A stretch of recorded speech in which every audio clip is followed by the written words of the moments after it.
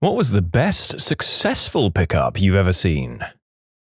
Okay, I don't know if this was the best way per se, but I definitely had something very random and very cool happen to me at a bar. Simply put, I was standing next to this really cute girl. I don't know if he saw her checking me out or something, but this guy comes up to us, makes eye contact with her, points at me and goes, "Man, that's a really cool blazer, don't you think?" She gives me a once-over and agrees. He gets his drink from the bar and leaves without saying another word. Instant attraction, dancing and hooking up happen. Thank you, random awesome wingman, wherever you are. I never got the chance to say that to you in person. Some buddies and I were at a bar just hanging out after work. There was this really pretty girl sitting at the bar with this guy next to her who was talking her ear off. I don't remember much about him, but he was wearing a baseball cap backwards. So one of us, we'll call him John, had just had kind of a depressing breakup and wanted to approach this girl, so we all got to talking about the best strategy. Someone, we'll call him Mark, suggests John slip her a note. What should it say? John says. Someone who we'll call Joe says, "This guy looks like a D-bag. I might be one too, but you'll never know unless you call me." Then phone number. We all laugh and John gets a napkin and starts writing. His writing looks like a little kid's, so we agree that the person with the best handwriting should actually write the note. I take the napkin and write it out, but John is already starting to get cold feet. He doesn't want to sit around awkwardly waiting to see if she calls or even reads the note. So we agree we'll all head for the door, he'll hang back a little and pass her the note before joining us on the walk to the subway. So we execute the plan. It goes perfectly. We see her check the note while backwards baseball cap is still chattering away. She laughs and slips it in her pocket without saying a thing to the guy, and she calls John before we're about a block away. They date for a few weeks. Turns out she'd recently had a rough breakup too, and it ends when they both kind of start feeling like it's getting too serious too soon. But I think they're still friends.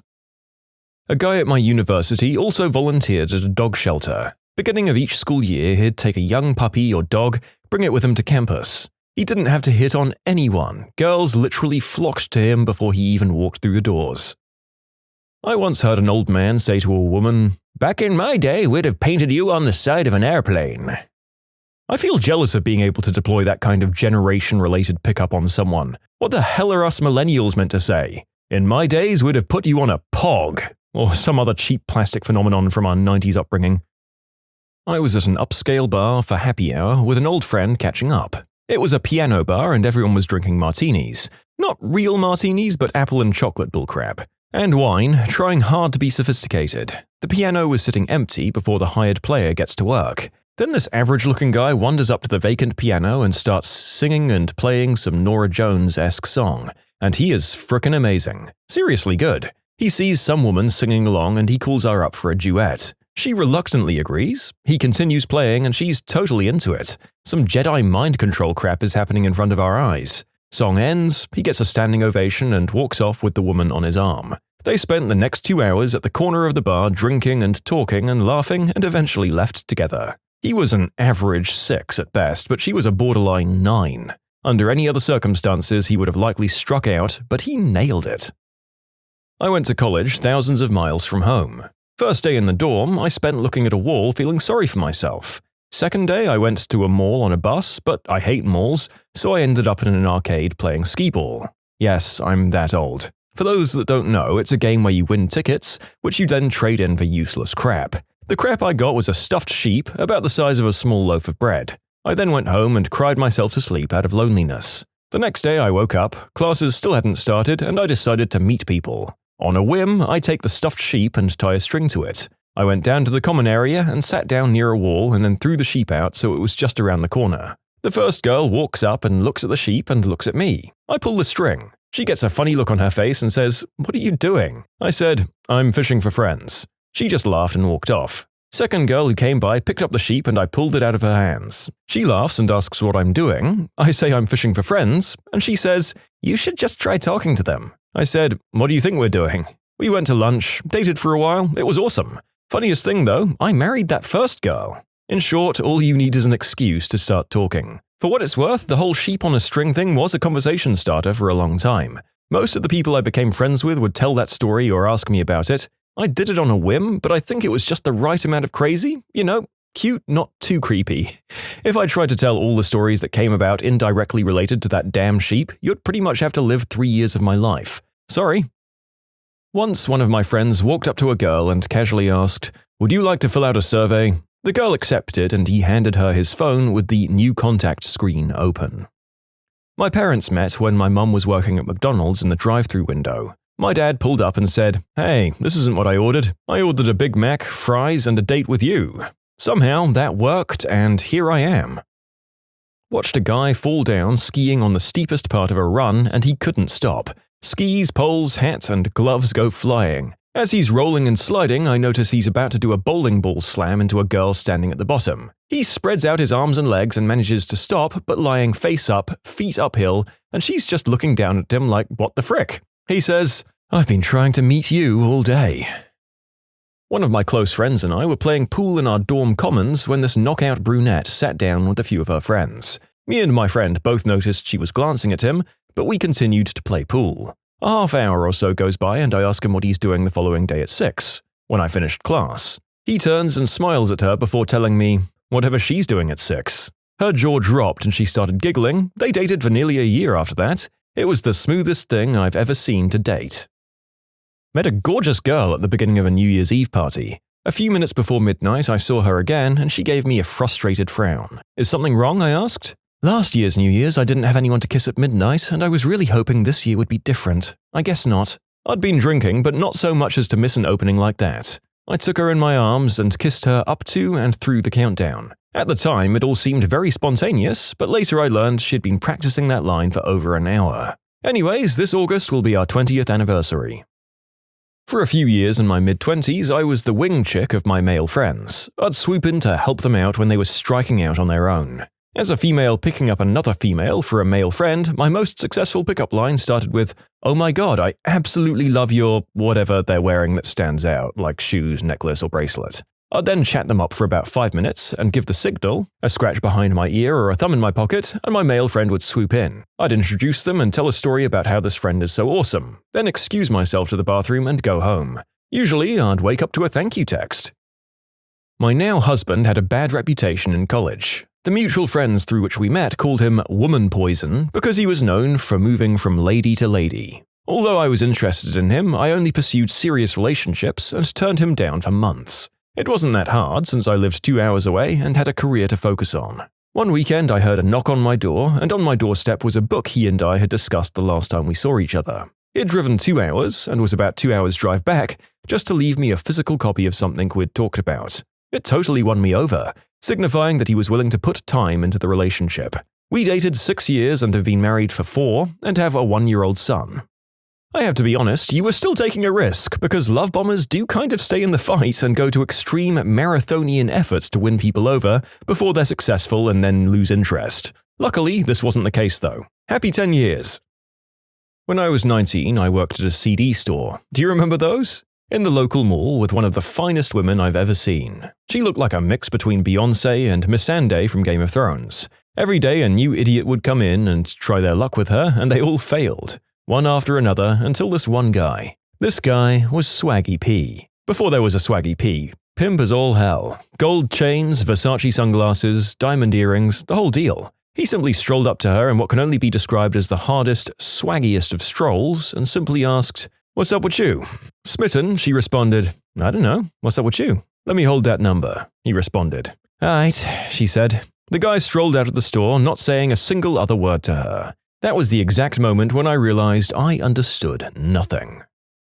I got set up on a blind date. I was in this bar, music venue, and it had been a very stressful week. I'd just tried a jury trial, so I'm ready to relax. I'm drinking a beer and talking to my friend who was supposed to introduce me to this girl when this chick leans over and shushes me. Turns out the bar was supposed to be a very quiet, pay attention to the music kind of venue. My friend leans over and goes, "That's the girl, the one who just shushed me." Whatever, she is really pretty, so I shushed. A little while later, the music ended and we all headed to like a pool hall thing nearby. I was talking to the girl and wanted to compliment her good looks and bone structure, which was really nice. Somehow my compliment got stuck halfway between one thing and another, and it came out as, "You have a nice skull." Totally worked. We started dating and I married her 2 weeks ago. She still makes fun of me for complimenting her skull, too.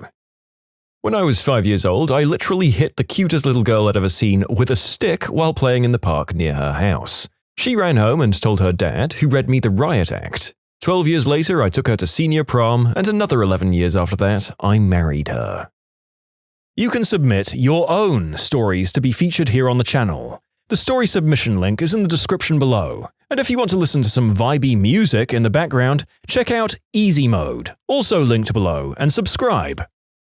I don't remember getting hit on very smoothly many times. One time I can remember this college guy walked up to me trying to help me get a fundraiser or something, and after the conversation he said, "Hey, one more thing. Has anyone told you what's wrong with you today?" No? Good, because it's not a damn thing. It really made me smile. Hi there, can I offer you free yo-yo lessons? Years later, they're married with kids. I went to the movies on a day off, alone, and I saw a drop-dead gorgeous, way out of my league guy going in. I was a little high and single, and I'd snuck in Taco Bell, so I figured I'd try and share it with him and strike up a conversation. So, I went down and sat a little bit too close to comfort. I said something about my taco and took a drink of his pop without asking. It went great. He swears to this day he went out with me because of my eyes and my inappropriateness. I'm still an oversharer and he's still out of my league. We've been married for 17 years and I have a huge crush on him. I once ran into a girl from my high school graduating class, 13 years after we graduated. When I said hi to her, I told her, "I didn't recognize you at first because I thought to myself, I couldn't have gone to high school with that girl, she's way too young." It made her day.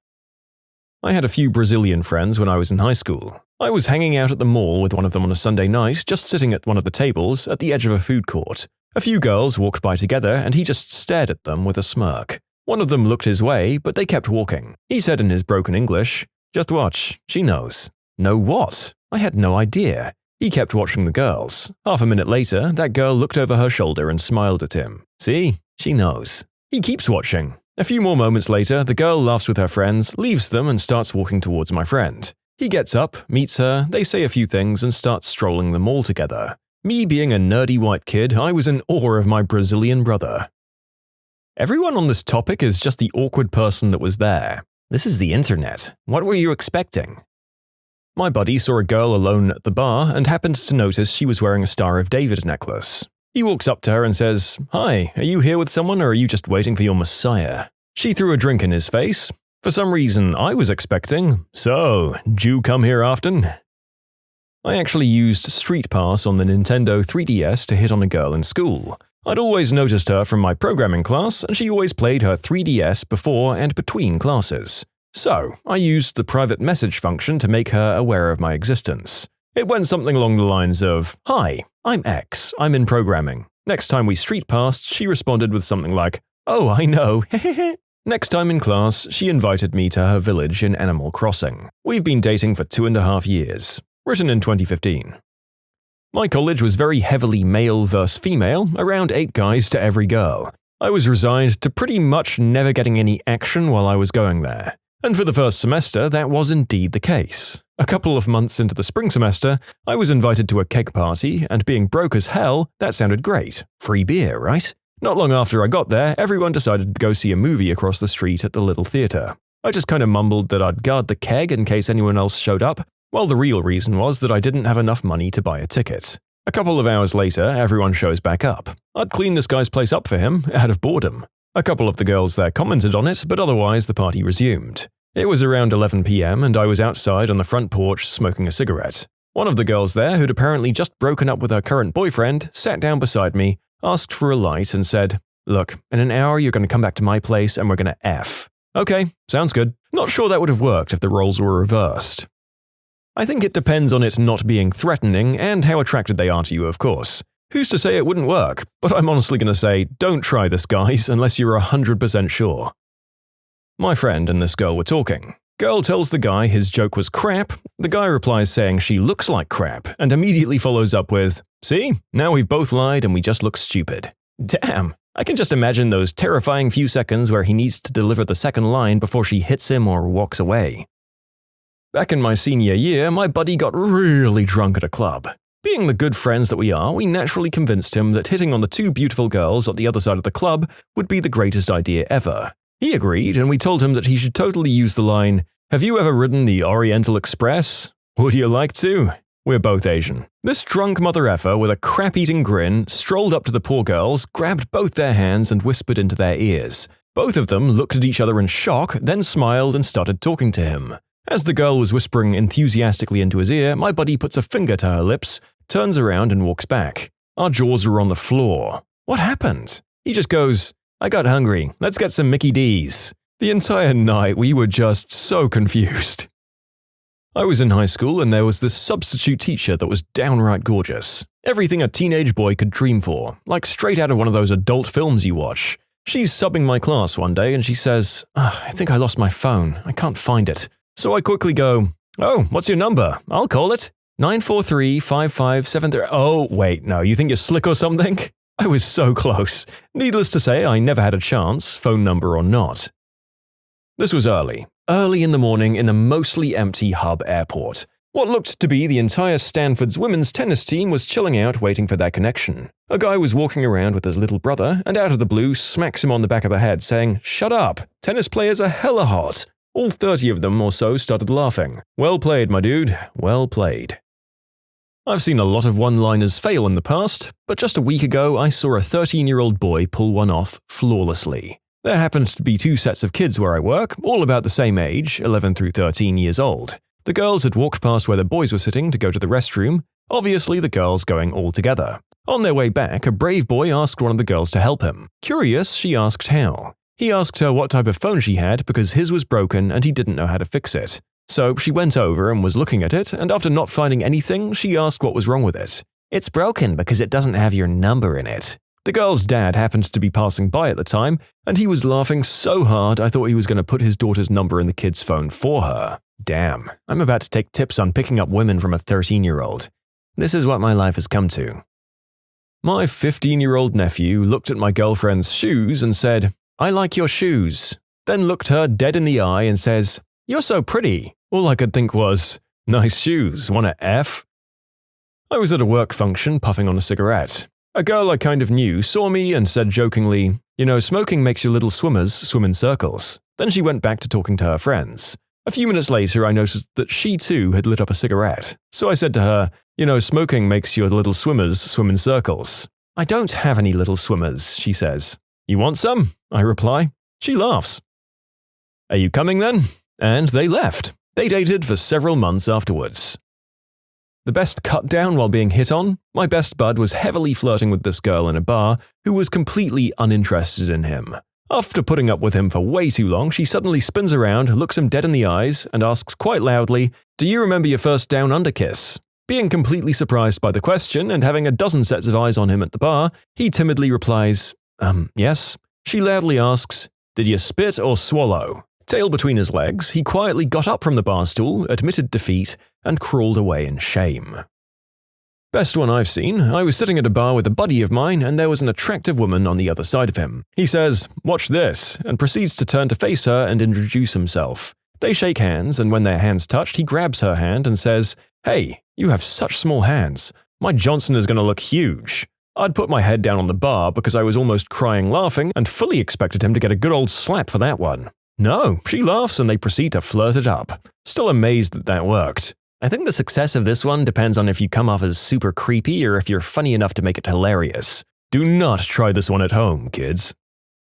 I had a friend back in university who was socially behind the curve. He'd come off as creepy or just too abnormal, I guess. It made girls uneasy. But he was a decent, fun guy. Anyway, he had a huge crush on this one girl I was lab partners with, and I know she's single too. So I'm just coaching the guy to approach it halfway normally. I say next time he's with me and she's around, I'll just bring her into the conversation and just sort of flesh him out, big him up a little. And in an hour, when it's all a little more comfortable, I'll excuse myself for a minute, and he can casually see if she wants to go out sometime. Later that day, I'm at her house, finishing a report, and she gets a Facebook IM on her laptop.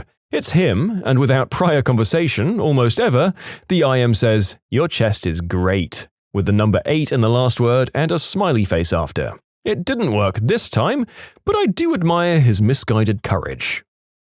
This one doesn't result in marriage or anything, but in terms of hitting on a girl, it's just so ballsy, I love it. A buddy of mine used to go to a girl at the bar, take her drink, slug it down in one go, then sit down and smile saying, "Hey, you look like you need a drink." Unbelievably, it worked sometimes. Got a buddy real drunk and told him to hit on a girl. When he blows it, we swoop in and apologize for our drunk friend, buy them a drink if required to, and boom, in there like swimwear. It worked 90% of the time, every time. Which creepy urban legend turned out to be true? When I was about 12 years old, a friend and I were playing in the woods that were known for being creepy. While building a fort, a strange man snuck up behind us and yelled at us to get off his land and never come back, yada yada. It really startled us as we both knew the land was a public area and had never been threatened by an adult before. Several years later, we found out he was an actual bank robber called Carl Gugasian, wanted by the FBI for years. We were building our fort a few feet from his stash. The man that worked in a law firm on the 24th story of a building. As a running gag, he'd tell everyone that the windows in the building were unbreakable and then proceed to run at them full force. Once he did it and the glass didn't break, but the window popped out of the frame and he fell to his death 24 stories. I'd seen this on an urban legends show when I was a kid, but found out later it really happened in my city of Toronto, Canada. My boyfriend works in the same building, and rumor has it that the man landed on a concrete bench at concourse level, where a woman and her child had just been sitting there seconds before his fatal plunge. Yeah, my mom worked in an office adjacent to where he fell to his death. Everyone was sent home early in all of the buildings around it. Apparently, he'd been doing this stunt for quite a while with the tour groups, and the problem was that he always used the same window. Each time he did it, he was weakening the window until it just couldn't take it anymore. My favorite part of the story is that he was right. The glass didn't break. The whole pane popped out of its frame. The ghost squirrel in my hometown of Dorking in the UK. There was a ghost squirrel called Albie that was only ever seen in the graveyard at the church in town. Turns out it was an albino squirrel that had a nest in one of the trees in the graveyard. Unfortunately, he became roadkill a couple of years back. I live near a lake, and there was an urban legend that there were huge lake monsters near the hydroelectric dam. Most people thought it was just some fisherman's tall tales. We all guessed it was just a twist on the classic, one that got away. Turns out, divers went into the water behind the dam for a routine inspection to see if there was any damage after months of heavy flooding in the area. Apparently, one of the divers got too close to what he originally thought was a large moss-covered rock or boulder until it moved and tried to latch onto the diver's arm. Apparently, there are 200-pound catfish behind the dam which thrive on the dead fish that go through the hydroelectric portion of the dam. The agitated water makes it easier for the large catfish to breathe and grow past what's commonly found in the area, and the lack of fishes, as all commercial fishing is banned for at least 1,000 meters, means these fish are truly free to grow to massive sizes. Great, so on top of all the bacteria and parasites that can get us without us realizing when we swim in fresh water, now we have to worry about shark-sized catfish? I know that isn't super threatening, I'm just saying it would scare the crap out of me. Then again, if I'm swimming behind the dam in what sounds like a dead ground-up fish slurry, maybe I have other things to worry about. Oh, I have one. In Anchorage, people will tell the story of a woman who died after getting stuck in only knee-deep mud out in Turnagain Arm. The story has all the elements. She was a newlywed, rescuers were gathered around trying to help her, etc., etc. I think it's widely regarded as an urban legend. But it most certainly did happen. Her name was Adina Dickerson. It took place in September 1988. I guess not really a legend unless you didn't believe it. My town and surrounding area has multiple old pirate smuggling tunnels under it, going from towns to beaches. Most of the tunnels are under pub or shop basements. Also, when I say pirate, I do mean like the R pirates. Penzance, UK.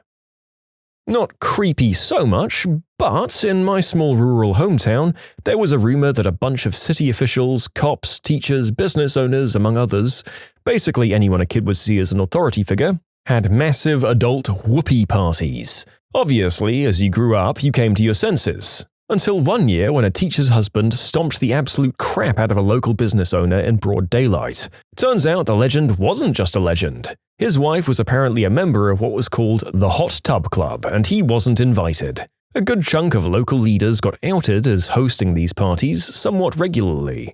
I'm more surprised it was kept secret for as long as it was.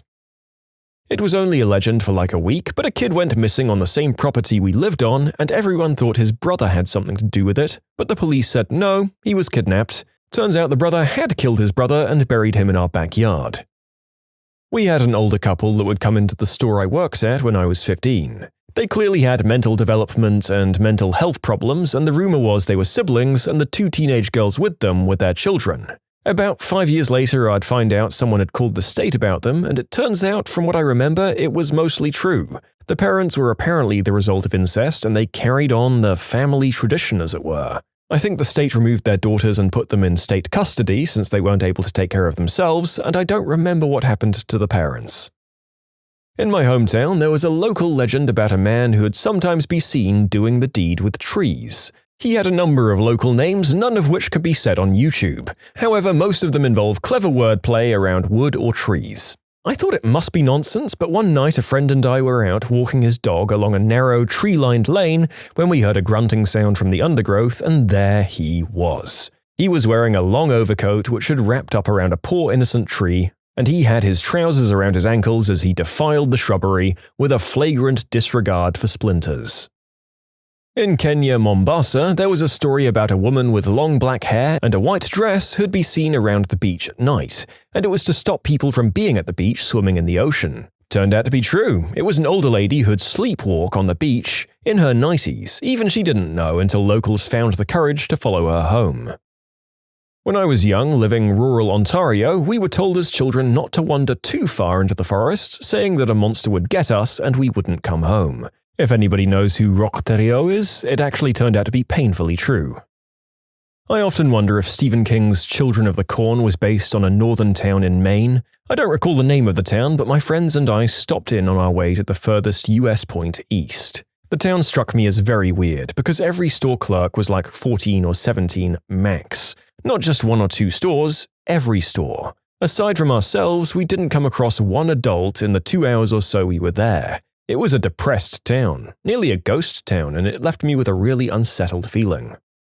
Black Volga. In the 60s and 70s, there existed an urban legend in Poland that vampires in black limousines were kidnapping people, preferring small infants. It was a tale parents told their kids who would then tell their friends. It turns out it was a rumor that was spread by the Polish secret police who actually used black cars to kidnap people. The aim was that no one would believe someone who would report they'd witnessed a kidnapping. I remember being wary around all black cars, since I'd never seen a Volga. Also, I heard the version of the tale where they'd kidnap people to steal their organs and then dump their bodies by the road, which is messed up.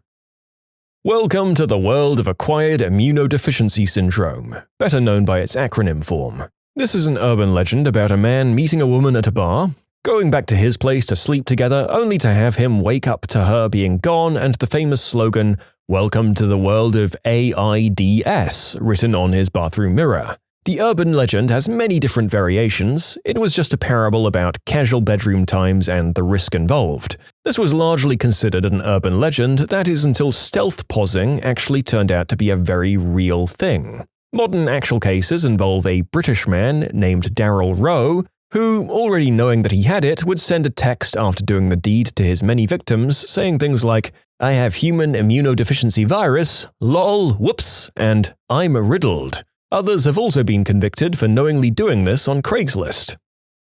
The Asylum Lake tunnels in Kalamazoo are real. There's a small lake and wildlife area just off WMU's campus, and for a long time there were rumors going around that they were still there and accessible. Well, turns out it was true, and there was an old set of stairs that was partially buried that led up to a walled-up tunnel entrance. A few people used hand tools and ended up breaking part of the wall down and got inside, only to find the tunnels fully intact, albeit a bit damp and murky. Somehow, the authorities got wind and went and sealed the entrance again, but it's still very obvious where that was if you're really looking for them. Not really an urban legend, but a fish cafe in my hometown says that its supports are made out of whale bones. Turns out many years ago, a whale got stranded on a nearby island and died, and the owner took some rib bones and used it as arches for his business. I'd still contest whether they're supports and that I don't think they add anything to the structural integrity of the building, but it's a cool claim to be able to sort of back up in any case. When I was a kid, my dad would take me and my brother to High Rock. It's a neat overlook, and we could play on the rocks. It was fun, but also a little sobering, as much as things can be for kids, because a girl had died in a hang gliding accident, if I remember rightly. As you drive up to the parking lot of the overlook, the road continues on into the woods. We asked our dad where it went, and he told us you'd be driving down the road, and suddenly armed guards would pop out of the woods to stop you because there's a secret government base there. That's the case, except it isn't really secret. It's Raven Rock, which is a nuclear bunker that can act as a remote Pentagon if the country is attacked. Cheney went there during September 11th while Bush was taken somewhere else. You'll be detained if you trespass on the property. I went back to High Rock a few years ago while visiting family, and while hanging out at the Overlook, a truck of teenagers showed up. They asked if I knew what was up the access road, and I told them Raven Rock, and not to keep going because they'd be detained. They decided they wanted to check it out anyway. An hour later, when I left High Rock, these kids hadn't come back yet, so I figured they were getting their butts chewed out by a soldier. Fun fact, Raven Rock is the headquarters of the Enclave in Fallout 3. You can submit your own stories to be featured here on the channel. The story submission link is in the description below, and if you want to listen to some vibey music in the background, check out easymode, also linked below, and subscribe. The North Pond Hermit. Things would go missing in this little vacation community, and people attributed it to some mysterious dude. Turned out there was one. He lived in the woods for 27 years without ever talking to anyone. He said hi to a hiker once during that 27 years, best friend he ever had. We've got a dude in Milwaukee dubbed the Milverine, the Milwaukee Wolverine. He looks sort of like a Midwestern Logan from the X-Men, and he's sighted all over downtown briskly walking around with his shirt off. Like, no matter what he's doing, rain, shine, blistering heat or freezing cold, he's got his shirt off. Turns out he's just a scruffy construction worker who's pretty ripped and vaguely looks like a superhero. Apparently he's a nice guy, and locals often tell people not to bother him because it's just rude. For a while, a few years ago, people were approaching him all the time, probably for photos and whatnot. That creepy old guy living down the street was actually the Golden State Killer. He lived in my neighborhood. I passed his house every day for years and I never talked to him, but it's crazy to think as kids we'd play at the house 2 houses away from his. Sewer alligators. If alligators or other animals are flushed or disposed of into plumbing, yeah, they can survive and hang out. The guy who boarded a plane at LAX for Oakland and found himself instead headed to Auckland, New Zealand. Cropsey. Sort of like the boogeyman of Staten Island. During the 70s and 80s, kids on the island would go missing, and the urban legend would attribute it to Cropsey. As it turned out, there really was a crazy kidnapper and serial killer who was responsible. He was caught and convicted. There's a great documentary about it. It used to be on Netflix, I'm not sure if it still is, called Cropsey.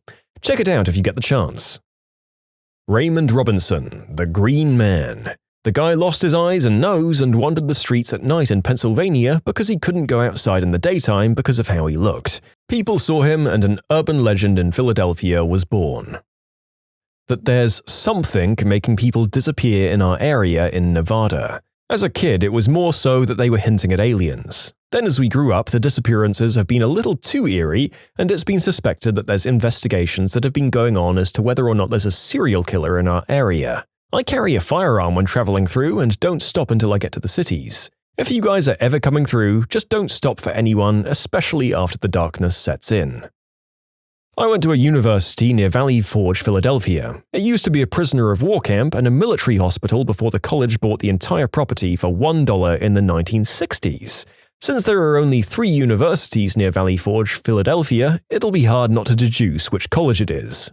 Anyways, there was a rumor that underground tunnels and all sorts of stuff was left abandoned in the abandoned sections of the college. Sure enough, it was true. We found a tunnel hatch under our carpet in our dorm room, 2 hatches on the first floor, furthest most first floor dorm room of each building. It was like stepping into 1945. Everything was preserved down there and the tunnels were massive. We eventually ended up in an underground garage where there were 4 Jeeps parked, but all the tires had dry rotted. We realized that this was actually beneath our soccer field. Anyways, the tunnels led to the cafeteria, the admin building, every dorm, and then an old abandoned section of our campus that we had no way of entering topside. We soon realized this was the hospital or morgue. Then we got out of the tunnels and walked the floor. It was still like 1945. All the hospital beds were still there, the surgical curtains were still there. Heck, even the tools like the scalpel, saw, and pliers, they were still on their trays. It was like everyone all of a sudden had up and left and nothing had been moved since then. The morgue still had its slabs and sometimes we'd dare each other to slide in there for a period of time. But yeah, it was an urban legend on campus until 3 of us decided to risk expulsion to see if it was true. And it was. The Red Ghost. The huge, cloven-footed creature that terrorized southeast Arizona was no figment of the mind. The grisly story of its origin and fate was more macabre in fact than any fiction. It was a camel with the corpse of its rider on its back, surviving out there way longer than anyone would have guessed. Oh, that poor animal. The narrator went and hunted down the story, and it looks like the creature was hunted pretty extensively and may have survived some bullet wounds before it finally went down. For the last several years in Toronto, gay men have gone missing in the village. The community was convinced it was a serial killer on the loose, but the police said no. These disappearances are unrelated. Turns out it was totally the case, and the guy was killing gay men, dismembering them and burying them in and around the properties he was working at as a groundskeeper/landscaper. MKUltra. The CIA was experimenting with substances to attempt to mind control people. This is, thankfully, a somewhat more light-hearted urban legend than a lot of the ones posted thus far. So I'd heard several times from friends and whatnot hearsay tales about this creepy, near-mythical shoe licker who resided in the Tampa area. Apparently this guy would walk up to people in public spaces and ask them about their shoes and ask to see the bottoms of them, and would then drop and do his best to lick the bottoms of said shoes before the person could step back down. Naturally, I thought that was just way too weird, and there was no way this wasn't just people making up some bullcrap story. And then I ran into the guy at a taco truck. Skinny dude, longish hair, probably homeless from how he was dressed, could have been 18, could have been 30. Walks up as I'm waiting for what turns out to have been the best taco I've ever had in my existence, and asks about the shoes I'm wearing. I just finished performing and was wearing some Doc Marten boots and was more than a little soused. He asks if he can see the treads or something like that, and I'm all confused, and I'm like, yeah, sure, why not? And he drops to the floor, grabs my boot, and starts licking away at the sole. I yelled at the guy, sort of kicked at him, and he scampers off. Weirdest frickin' interaction ever. There were abandoned tunnels below my town. A large part used to be a self-sustaining mental institution covering several square miles. Everyone talked about them, but no one ever talked about actually being in them. Went spelunking in the woods and found an old maintenance shack. There was a basement that was flooded. I went back a couple of years later when there was a bad drought. Basement had a rusted door leading into said tunnels. Nothing special and no escaped crazy people. In my hometown, there were rumors that there was a fallout bunker underground. There were supposed to be tunnels from the schools and various other locations all leading to the bunker. In grade 12, I had a teacher who had been working at that school for basically forever. One of the students asked him if there was a tunnel from the school to a fallout bunker, and he confirmed that there was. He even took us down into the basement past the boiler room to the entrance. It was boarded up. Apparently it was built during the Cold War. Some woman was living in this guy's house without him knowing it for a year. There's this road called Whippoorwill. Apparently it's either haunted or it's a nesting ground for the Klan and other creepy local cults. There are several articles about it on the internets. Anyways, myself and two friends drove there in the nighttime, and a big white Bronco came out of nowhere behind us with huge LED lights and tried to drive us off the road. A very narrow dirt road surrounded by dense trees. They were on our butts, like making us speed. A big hill came in the road. It's about a mile long and you should be going slow. When we went over the top, the Bronco stayed behind us and disappeared. It was intense. I figured they were patrolling for a cult or Klan meeting, but there is some truth to that urban legend, that's a fact. There's an urban legend about a thief stealing a suitcase containing a dead dog. In the 70s, my crazy artist aunt and uncle lived in Manhattan, and their German Shepherd died. Having the city come dispose of the dog was expensive, lugging it up to Animal Control Office in the Bronx was cheaper. So they folded up the 50-pound dog into a suitcase and headed for the subway. Except, my uncle set down the heavy suitcase at a crosswalk while they waited for the light, and a couple of kids ran by and snatched it. My uncle gave chase, but obese alcoholics don't get far in New York in the summer. For years they laughed, speculating what those kids said when they opened the luggage. And I wonder, again and again, were they the source of that tale? There's a serial killer targeting gay men in Pittsburgh. Gay men keep turning up in the river after they've been on the Grindr app. Look up Dakota James from Pittsburgh. The police won't release all of the CCTV because they don't want the hysteria. But yep, there's a serial killer there. It keeps happening and no one is doing anything about it. Well, it seems the government really is watching everything we do. Also, no one seems to give a damn. Freddy Krueger is based on a real story. Now, hear me out. There's a small ethnic group located to Southeast Asia, the Hmong people. They've been oppressed for years by various countries, so they fought with the US during the Vietnam Civil War. As you know, we lost, and the North Vietnamese were gearing up to kill the Hmong people who had fought for the Southern Vietnamese. So the US airlifted a bunch of Hmong families to the US, primarily in California and Minnesota. One of the recent immigrants was a young man. He was perfectly healthy but suddenly died in his sleep. No one knew how he died. It was guessed a heart attack, but an autopsy wasn't done. This sent a panic throughout the community. There's a Hmong legend of a spirit that enters your dreams and kills you. Hmong people were terrified. They were also in a new community without access to some old traditions to protect them. Young men started staying awake, trying to avoid the monster. They downed caffeine. They were actually scared enough that it caused stress to their hearts and they died. Eventually, 117 men died from Hmong sleeping sickness. What happened when the teacher caught a student's note in class? I used to teach high school Spanish, and I confiscated a note from a 15-year-old sophomore once. I told the girl I was going to read it in front of the class as I unfolded it, and walked to the front of the room. She was begging me not to, like her life depended on it. I later realized why. I had no intention of actually reading it to the class, but I wanted to make her sweat. I was going to make up some stuff like, I have the best Spanish teacher in the world, blah blah blah, and I was absolutely taken aback and stood there with a blank look on my face as I read the first sentence in my head. Hey girl, you ain't gonna believe this, but I'm pregnant again. She already had a 1-year-old. I locked eyes with her, and she gave me this incredibly guilty look, but she was relieved that I wasn't actually going to read it to the class. I was absolutely speechless. When my mother was a teacher in an inner-city middle school, she found a note left behind in a classroom that said something along the lines of, I really hope I can get pregnant by the age of 16 because I don't want my child to have an old mom. I just remember asking myself what was wrong with the world. Not Intercepted, but I found it after a lab where two guys would always sit. Pretty sure they both wrote it because it was on the back of one of their lab sheets that they left behind. Person 1 had written, women's chests. Person 2 wrote, yeah, I know. Such a simple exchange, almost poetic, really.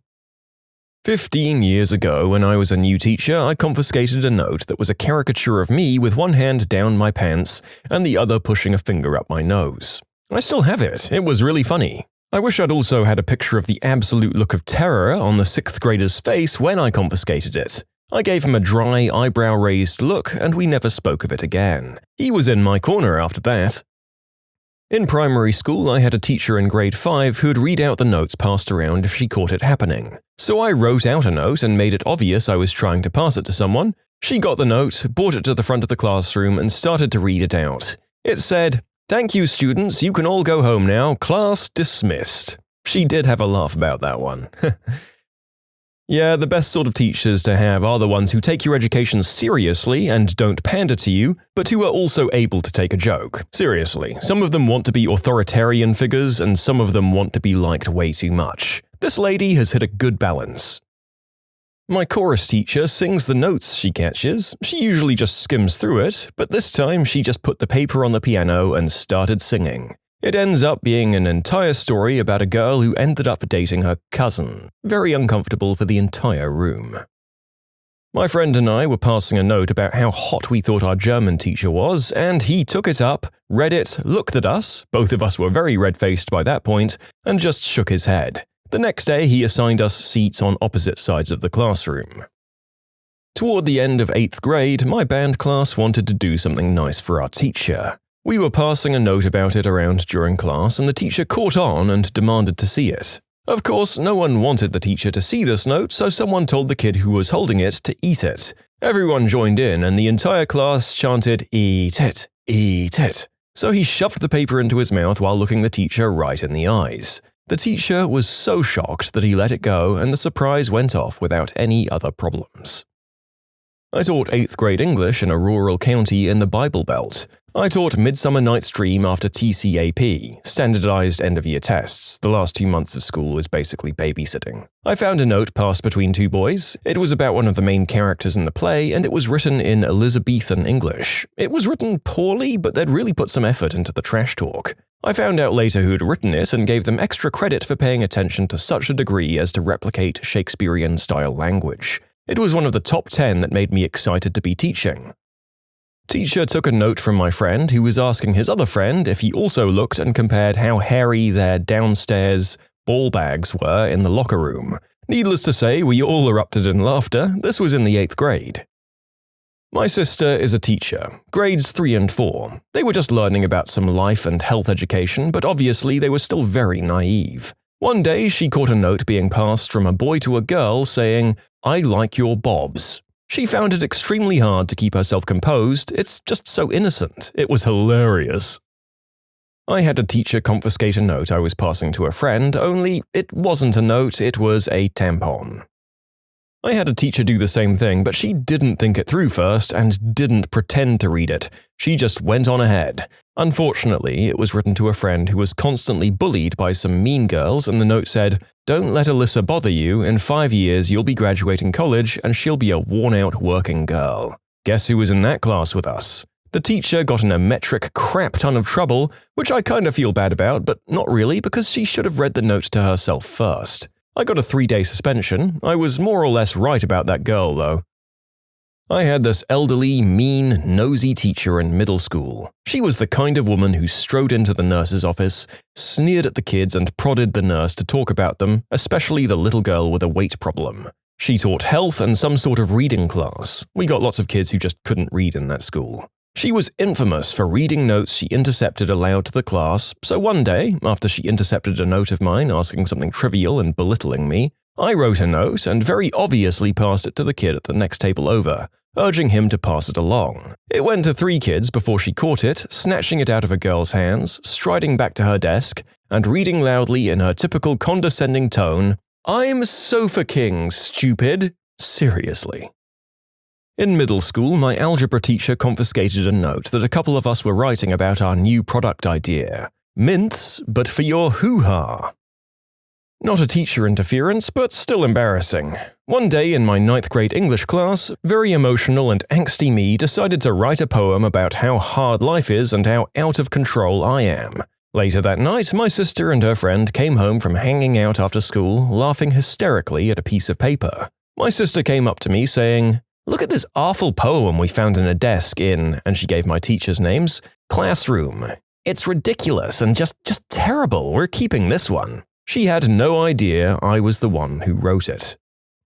When I was a freshman in my high school literature class, we all had assigned seating. I'm not sure who instigated it, but a correspondence started between me and another girl from a different period, all written in pencil on the desk. At first, we wrote simple "hi" and "hi yourself" notes. But throughout the semester, our notes got longer and longer, and we became kind of pen pals. We never discussed anything bad. I guess we were both pretty good girls. Our teacher caught on and actually encouraged it. Eventually, we stopped writing on the desk and just left notes on paper to each other. Her class period was before mine, and she left the note she wrote with the teacher. At the beginning of each class, our teacher brought me the note she'd written. Then I'd leave one with him for after class. It went on all year.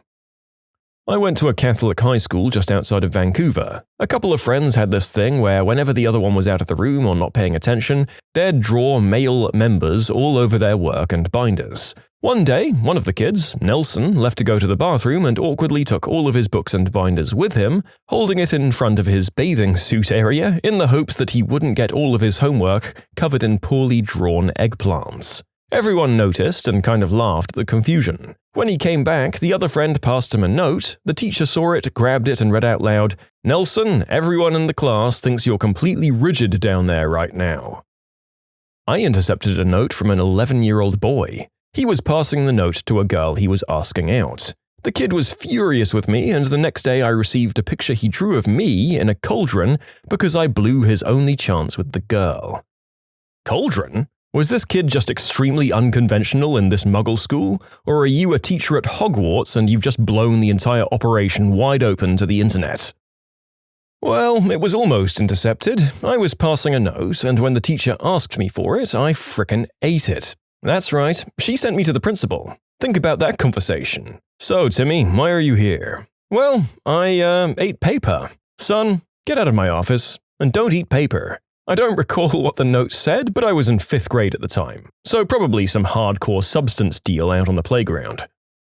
There was this one time in 7th grade where 2 kids were passing a note during a test pretty sneakily. Mr. Hoff, our eccentric lab coat-wearing science teacher, picked it up and brought it out to the front of the class to read. In huge letters it said, "Did you check your butthole for butthole AIDS?" Following that it just said, "Yeah man." It was promptly framed and hung above the chalkboard. In short, John Carlo was asked if he had checked his butt for butt-acquired immunodeficiency syndrome, and he had checked. My freshman year in math, the girl behind me was passing notes to the girl in front of me. She'd just have me hand them over to her. Eventually, after getting tired of passing it for her, I decided to just read them. The note basically said something like, "Something bad's about to happen. I can see my birthmark, and it only shows up when something bad is about to happen." I showed it to the kid next to me, and we started laughing our butts off. She started crying and left the class. In short, read a note from the girl behind me, she cried and left. Her prophecy came true. When I was in junior high, I used to write notes with crazy made-up stories in them, and when no one was looking, I'd drop them in the hallway. I never put any names or anything, so people would wonder who they were about.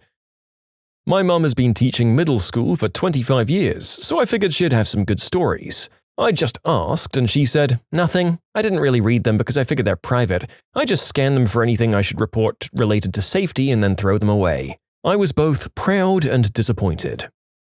You can submit your own stories to be featured here on the channel. The story submission link is in the description below, and if you want to listen to some vibey music in the background, check out easymode, also linked below, and subscribe.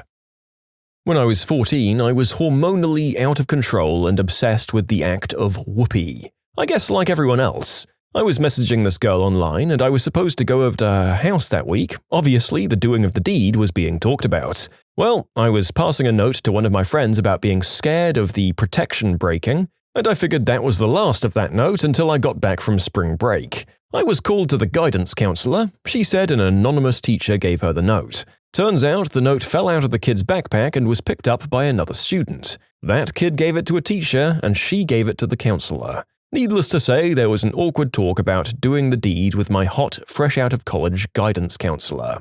This is why you don't sign your notes. My friends and I were clandestinely doing a Mad Lib in AP English, and our teacher confiscated it. She read the first sentence and couldn't help but laugh a little bit. It was something like, "Dear Mom, Terry Schiavo won't stop waxing my butt." I sent a student to the restroom. I knew he really had to go because I'd initially said no. Admin said no bathroom passes, don't chew my butt out for that. And he looked to be in tears at his desk the whole time afterwards. So I went over to his desk and told him to go. He rushed out. So I was really confused when he came back less than a minute later and sat back down. There was no way he could have used the restroom. He immediately began scribbling a note. I waited for him to pass it and then intercepted it and read it. The class was chanting, "Read it out loud, read it out loud." But I couldn't. It had said, "I just walked in on 2 people doing the deed in the bathroom." I didn't want to call the office to tell them because I knew if the rest of the class found out, and they would be listening, the class would be out of control. So I pulled a different teacher out of her class from across the hall, told her the situation so she could keep an eye on my class, and sprinted to the bathroom. They were already gone. I went ahead and called the office, and they were able to look in on the security camera and catch them going in and out. Busted. Oh, and my poor kid never got to pee. I teach at a high school in Tokyo. I walked past a boy student passing a piece of paper to a girl student. I grabbed it. On that paper was an amazingly detailed drawing of some kind of sun monster with numerous sun tentacles perturbing out. At the end of each of these appendages were male anatomy heads and mushrooms. The boy looked at me with a grin and asked if I could tell which ones were men's organs and which ones were mushrooms. I laughed and handed it to the girl it was being passed to and told her to enjoy. My IT teacher once told us a story of a student that had drawn a caricature of the teacher being fat, which the teacher kinda was. He gave the kid $20 and still has it hanging on his fridge. Not really an intercepted note, but in my freshman English class, I dropped a few papers out of my notebook, and the teacher caught me picking them up. Then she had me read my note aloud, saying something like, "We don't pass notes in my class. If you can't say something out loud, then it doesn't belong here." So I read my past note. English quiz 1. Question 1. When Romeo, etc., etc. She stopped me before I could do the answer, and I was like, "Are you sure you don't want me to read the answer? I got a full 10 points for it." When I was a freshman in high school, I'd make graphic comics about the adventures of Eggplant Boy and Hoo-Ha Girl. One day, John dropped the note and the hottest girl in my grade picked it up. She laughed her butt off. I was in the 8th grade and in religion class. The teacher was talking about confessionals, and I was reminded of a scene from South Park when someone, I'm not sure who, had whoopee in one of the booths. Since I wasn't a good artist, I decided to draw 3 stick figures railing each other. I passed it to my friend, and the teacher confiscated it and then told the principal. I was given Saturday detention, which entailed me paying $10 to the teacher and having to wipe down her desks for 4 hours. Wait, teachers can fine their kids as part of detention and pocket the money? It says here that you paid directly to the teacher. Holy crap! I need to become a substitute and get in on this corrupt gravy train. So long, you chew. Actually, no, I don't want to deal with kids. I'm going to keep this job. Yeah. Freshman year, in my study hall, a friend and I were passing a note back and forth, calling each other a number of names and specific racial slurs. Then the teacher finally noticed and took the note. After that, all of the other students were saying that he should read it out loud. He said that there was no part of the note that he would even think about reading in public, and we were both suspended for a week. Back in high school, one of my friends, we'll call him Note Passer, was behind on the cell phone curve. He had one, but it didn't have texting and was only supposed to be for emergencies. Anyways, this led to him passing notes around class to communicate with his friends that weren't sitting directly near him. He'd started talking to this one girl he'd liked forever, they'd been assigned a class project together in another class, and he definitely had no chance with her. She wasn't stuck up or anything, she was just unbelievably beautiful, so most guys knew they had no chance with her. And my friend, as well as much of our group, was much more on the average level. This girl was one of those girls that actually makes you stop and do a double take. Simply unbelievable. Anyways, my friend and I were sitting behind this girl in class when I received a note passed from Note Passer from across the classroom. I opened it, thinking it was to me, only to read that it was for the girl in front of me, the unbelievably gorgeous one, if you'll recall. It was some lame question about when would be a good time to get together to work on the project. My friend and I said that this wouldn't fly. So as the note passer sat there and looked on in horror from across the classroom, we crumpled up his note and started writing our own. It was this sprawling love poem which started out as a joke, just a little way to mess with our friend, but then it actually started getting good. Really good. We didn't really think anything more of it until, barely containing our laughter, we passed it forward to the girl in front of us. A poem not written by Note Passer, but with Note Passer's name on it. Note Passer's eyes declared death, while ours declared hilarity. After about 5 minutes of nothing, we figured the girl had just written it off as the joke it was, or had declared Note Passer a creep. Either way, we were going to explain that it was a joke to her after class. We were shocked when she reached back and planted a note on my desk. With shaking hands, I opened it. It said, "That is the single sweetest thing anyone has ever said to me." That's it. Just one simple sentence, and words could not explain the goldmine we had just struck for our friend who was ready to murder us the second the bell rang. Quietly and slowly, we wanted to make it seem like the note had been passed all the way there, then a new one written and passed all the way back. My friend and I hatched the beginning of a relationship through pen and paper for Note Passer. We kept up the poetic tone for a few notes and then asked if she'd like to go to the homecoming game or dance. All of this was still under the Note Passer's name, of course. She said yes, and explained that no one had ever asked her to a dance before. Later we'd learn that she was rarely asked anywhere simply because 99% of guys thought they had no chance with her. With class time running low, we sent a brief message to Note Passer outlining what had just happened, to at least trust us until after we could explain more,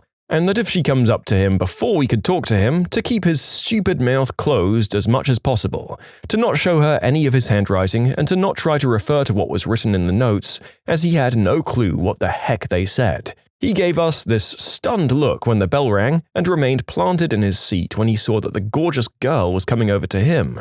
She said she forgot to give him her phone number in the last note, and that he should have it so that they could coordinate times and crap before the game and dance. This was like 2 days before.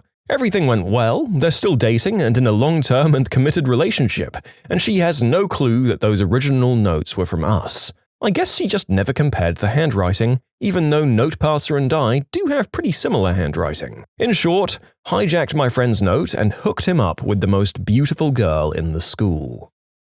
When I was in secondary school, high school but we started a younger age, I was in first year when I would have been 11 or 12. We had this maths teacher who was a bit of a weirdo. She always stared at me when talking to the class in general, which was quite unnerving. As a class, we liked to mess with her a bit, stupid things like dropping our pens all at the same time. So one day, a note was being passed around the class saying, "Everyone drop your pens at 12 sharp. Love, Katie." When it was my turn to pass the note along, I waited until the teacher had turned to the blackboard and threw it to the next person. Mid-throw, the teacher decided to turn around and of course her eyes went directly to me, as per usual. She confiscated the note and brought it to her desk. Katie was freaking out as it wasn't actually her who wrote it, it had been her friend Liz. So Liz asked the teacher if she could go to the restroom. In our school, we had to go get our journal signed if we wanted to go to the restroom during class time. So Liz went up to the teacher's desk and placed the journal on top of the note while the teacher signed it, and then she took both the note and the journal with her to the restroom. The teacher didn't even have a clue. A couple of minutes later, the teacher started to look for the note, asked us if we'd seen it. She checked under her desk, asked Liz when she came back from the restroom if she'd seen it, but then it was never found and she never got to see its contents. The relief we felt as a class was awesome. In short, got caught passing a note, managed to get the note back without the teacher reading it. Had some criminals in class, and nowadays a majority of them are in prison. Anyway, one day one of them passed a note saying, "Meet me with the stuff at 8, or something along those lines to another one, and the teacher, of course, intercepted it.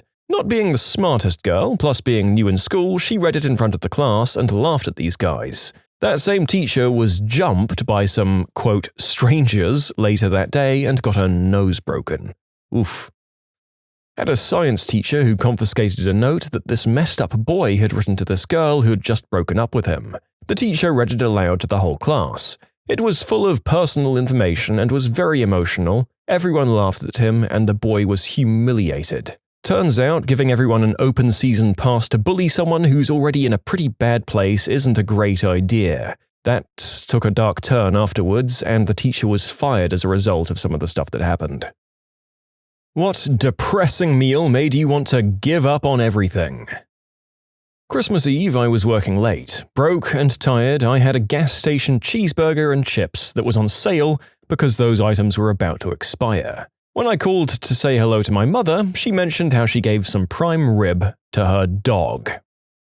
I bought a discounted cake at the grocery store that had "Happy Anniversary Anna" still visible in the indentation, even though most of the frosting had been scraped off. I got drunk and ate it alone.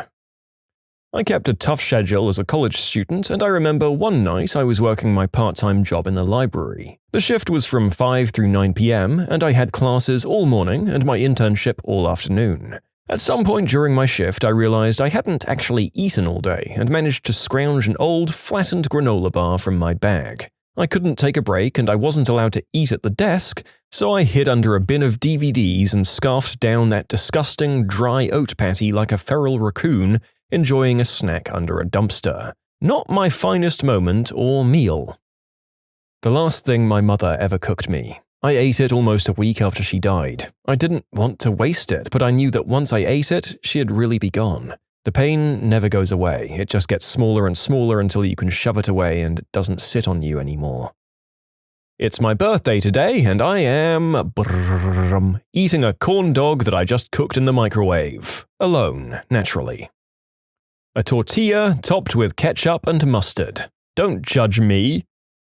Dry oatmeal, the Quaker brand that comes in the little brown packets. I couldn't be bothered to heat it up or even add water, so I just ate it straight out the packet. On my 21st birthday, I'm now 62, I had a coupon for a free sundae at Farrell's. I went there by myself to enjoy my ice cream, but they bought it out in full regalia with Happy Birthday playing and singing together. And now everyone was looking at me sitting all by myself with my scoop of plain vanilla. I mean, I guess it was free. I still think I would have been mortified enough to lose my appetite at that point. The social judgment from around me probably would have stopped me from being able to enjoy that meal. But yeah, like you said, free calories.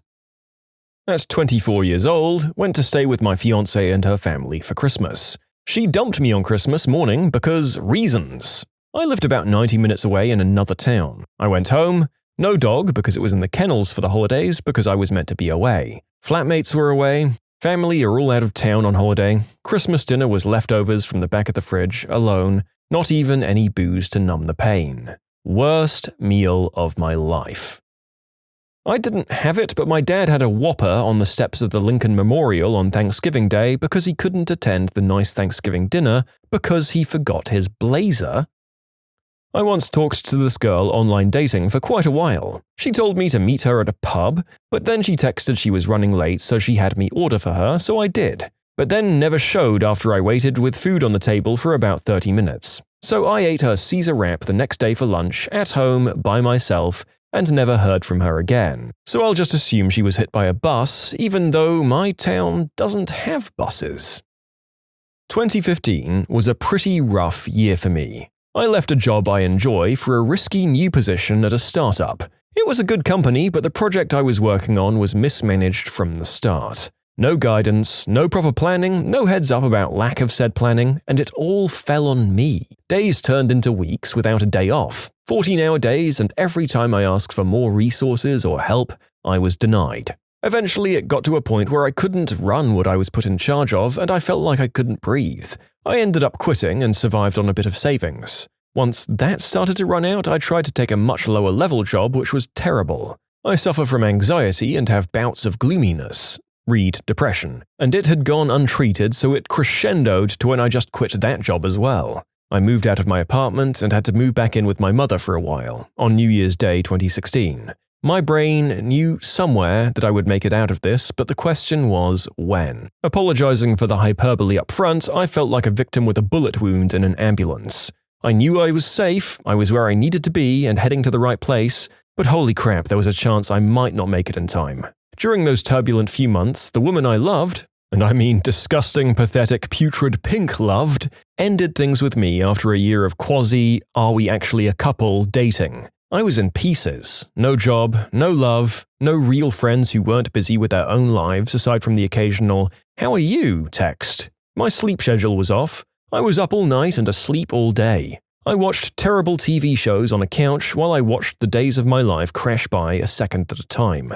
I started feeling insane, hurt, not having work. I called every job I saw a listing for, dozens of them if not more. Eventually, I found an old email for someone I worked with once at that first job that I enjoyed. He was in California and offered to help me get a position out there, which did work out. I loved my home, my city, and even this lady still. I knew that staying there wasn't intelligent if it was for someone else who didn't love me back. She even encouraged me to go. She told me I'd be better off not being around her for a while. I accepted the job and bought a plane ticket.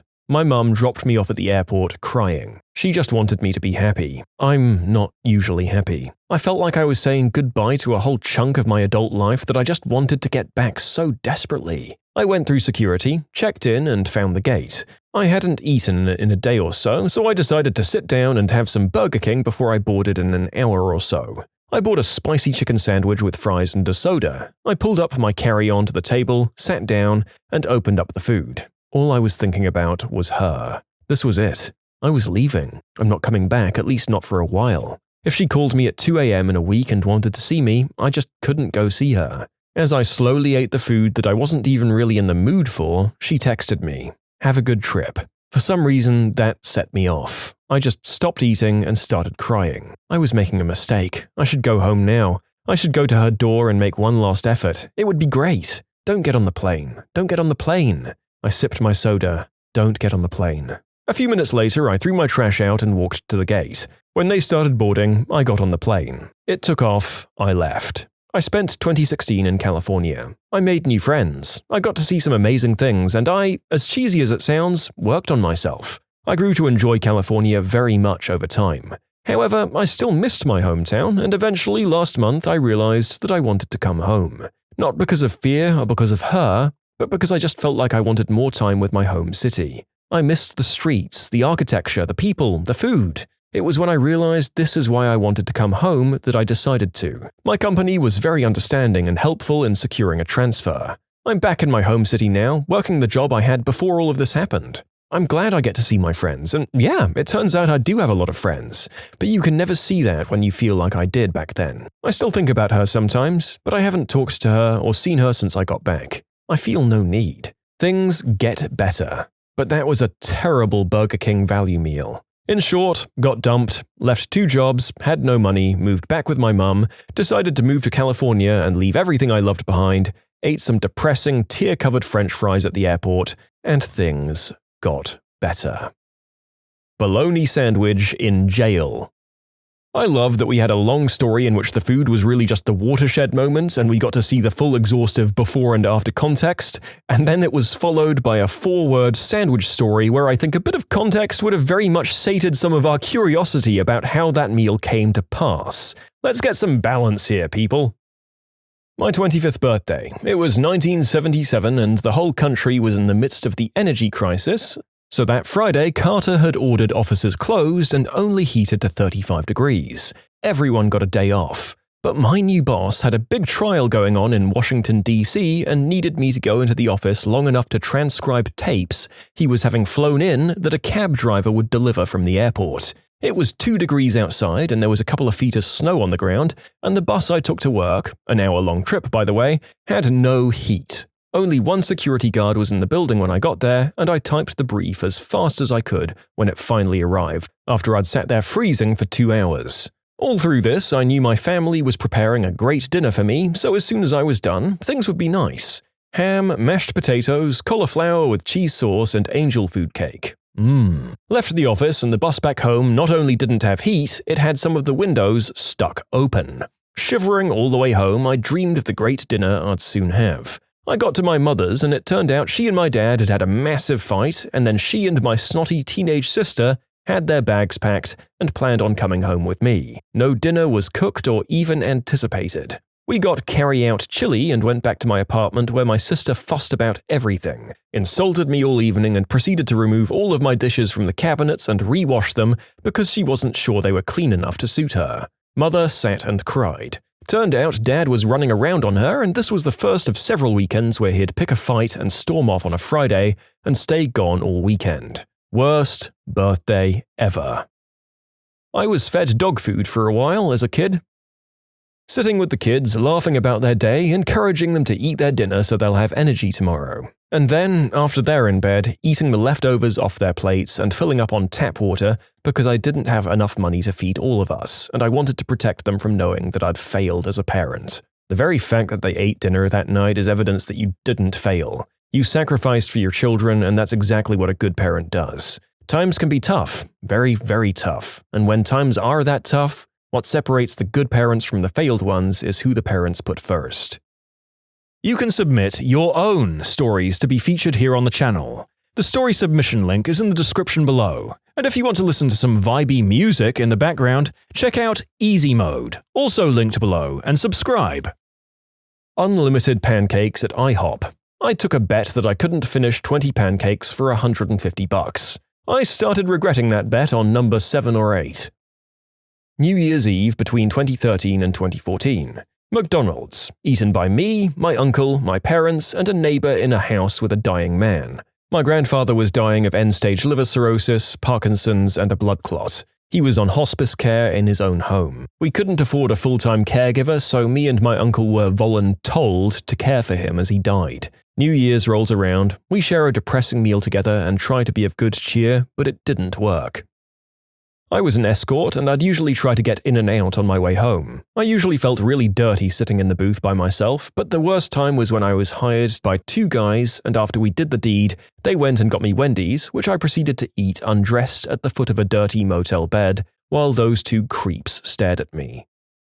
Every Valentine's Day, I order and eat a whole pizza while watching Eternal Sunshine. I ate a huge bag of raisins for 3 days because that's all I had. One time in college, I was returning to my dorm room late at night and I was really hungry, but I didn't have any cash for the vending machine, nor any means of transportation to the nearest food joint. Sure enough, there was a pizza box sitting atop the trash can in the hallway, the box not being big enough for the can. I opened it and I found 2 entire slices of pepperoni pizza, which I ate then and there. It filled me up, but I felt like a damn hobo. I was invited to Thanksgiving dinner at my brother's house. His wife asked me to bring crescent rolls. I was having a hard time financially that year, and my long-term boyfriend had recently been diagnosed with stage 4 throat cancer. At the time, I had about $3 to my name. I couldn't afford crescent rolls, so I bought 2 packs of Kroger Brown and Serve rolls for $1.99. My sister-in-law was quite visibly annoyed and kept mentioning all day long how much she was craving crescent rolls. Driving back from Disney World, eating a fabulous dinner of fresh shrimp, oysters, and fish overlooking the sun setting on Panama City Bay, while the entire family of 6 all silently sobbed at the table because we were just told the family dog of 13 years died. We miss you, Maggie. Or there was that one time mac and cheese made with only water and 1 bag of popcorn. That had to last a week until Mum got food stamps. Both sad for different reasons, and they make me thankful for the life and love that I now have. I ate a $5 pizza at 10:30 at night in the floor of an empty room that had earlier been a bedroom. We were sitting on cot mattresses, and it was the last night we had in the house before we had to be out. It was the day after Christmas. A sad potato smiley. I don't know if the word sad was just the adjective used to describe how this meal made this person feel, or if there are potato smileys that actually do look sad. Because the former is indeed not a great meal, but the idea that kids can be contemplating that their food doesn't want to be eaten is quite horrifying to a certain type of personality. Ran out of food in my apartment and didn't feel like going shopping since it was 1 a.m. Found taco shells which I promptly heated in the oven, then topped them with peanut butter. During basic training in the army, we were doing our first week under full field conditions. To get our food, we had to sneak up to a position and steal our combat rations. The combat rations in the IDF are pretty crappy, but there were some dried fruit pieces and olives and stuff that could be pleasant. The only truly gross thing that no one would eat was the canned meat, and meat is in big questionable quotation marks. We stole our food and got ready to eat when we noticed the box had been tampered with. Our sergeant had gone and pulled everything out except the canned meat. I put the ketchup and mustard on a hot dog bun and ate it with no hot dog once. It's like the last bite, but for the whole thing. I was super depressed and ate an entire box of off-brand mac and cheese raw with nothing but a cool glass of water and a steady flow of tears to wash it down. Good times. The last lasagna made by my stepmom. She was adorable, sweet, and always treated me like one of her own, always making sure I had enough food since I lived 2 cities away. Their house was too small and my dad spent half the time there, and half the time at my house where I was a teen, since it would take him 3 hours to get to work from my place versus hers, 20 minutes. She died on a drive-by shootout on a night I was supposed to go join them for dinner. I gave them a maybe and ended up spending the night at my boyfriend's, ignoring my phone lighting up because we were doing the deed, and when I was done, went for my phone, got the news, and was in shock. Just walked out to the living room, totally undressed, where my then-boyfriend's roommate and his date were watching a movie in the middle of the night. Went for the bathroom, took a cold shower to get ready to handle everything, completely oblivious to the fact that I just flashed them both when I walked by. Thanksgiving dinner alone in a Waffle House 2,000 miles from my family. When you're alone on Thanksgiving, Waffle House is your family. Tortilla wrap with Kraft singles. I threw in some uncooked ramen noodles for the crunch factor. It's the poor man's equivalent to the crispy chicken wraps that pretty much every restaurant does now, except it had no chicken, just chicken flavoring from the noodles. I remember how we got our first microwave when I was little. I was so excited because I loved melted cheese on top of a piece of bread. Well, we didn't have any bread that day, and for some reason I didn't even use a plate. But I just put a slice of cheese inside the microwave and used a knife to get the cheese out and ate it. 9 out of 10 would recommend. I was living with my parents after college and had a hankering for Peking duck. I spent the weekend getting the duck, buying the equipment to correctly hang it in preparation, basting the skin with honey, making the little pancakes by hand. It wasn't until I took it out of the oven that I realized I had no one to share it with. I sat by myself in the dimly lit kitchen and could only eat a few bites before I was so disgusted with myself that I threw the rest away. 2 months later, I moved across the country and started a new life. To this day, I still hate Peking duck. My wife doesn't like Famous Dave's and she was gone one weekend, so know what I got? Famous Dave's. I sat waiting, game for my barbecue goodness to take home, talking to the person about how I never get it and all. I got home and dig in and it's pretty bad. So disappointed and let down. In short, the Famous Dave's in Rochester, Maine isn't that good. Christmas in New York City. Too broke and not enough vacation to travel and no friends in the city yet. The holiday consisted of a couple of days' worth of Little Caesars and whiskey. Canned tuna mixed with mayonnaise packets from some fast food place and sriracha on saltine crackers. I actually like it, and I don't eat it because I'm poor, but after I told my mum that's what I was eating during a phone call, all the presents I got for birthdays and Christmas is food-related. Well, I guess I don't mind, and I still have a crapload of Pepperidge Farm sausages and cheeses she sent me for Christmas. When I was a kid, we had a Thanksgiving dinner in the hospital cafeteria where my dad was working late. I was one sad little camper. I had only a little money left for the last week of the month, so I just picked up some cheap veggies to cook with some mince that I already had. The intention was to cook a large meal to last for the whole week. Well, I had a brain toot and forgot to brown the mince before I mixed in a whole lot of liquid, so I ended up just having to boil this watered-down mince until it was cooked enough for me to eat. It was really gross, and it was all I had for that week. My flatmates all made fun of me. I went to a high-end restaurant, $30 for pasta with peas. My fault for thinking there was more to it, I guess. A McDonald's salad. Hot chocolate powder from the packet scooped out with a spoon. I thought this was for depressing stories, not delicious ones. A salad. I had to lose a few pounds, and I didn't know yet that dieting is focused more on eating the right food and in regulation, and that it didn't mean starvation and depriving myself of the good stuff. I sat there chewing my greens, feeling like a miserable cow grazing alone in a pasture. I work at a diner-like thing, and we're able to eat leftover stuff that's either too small to serve or something like leftover fries. I once had a lunch that consisted of half a mozzarella stick and 2 fries. Oh boy, the minimum wage special.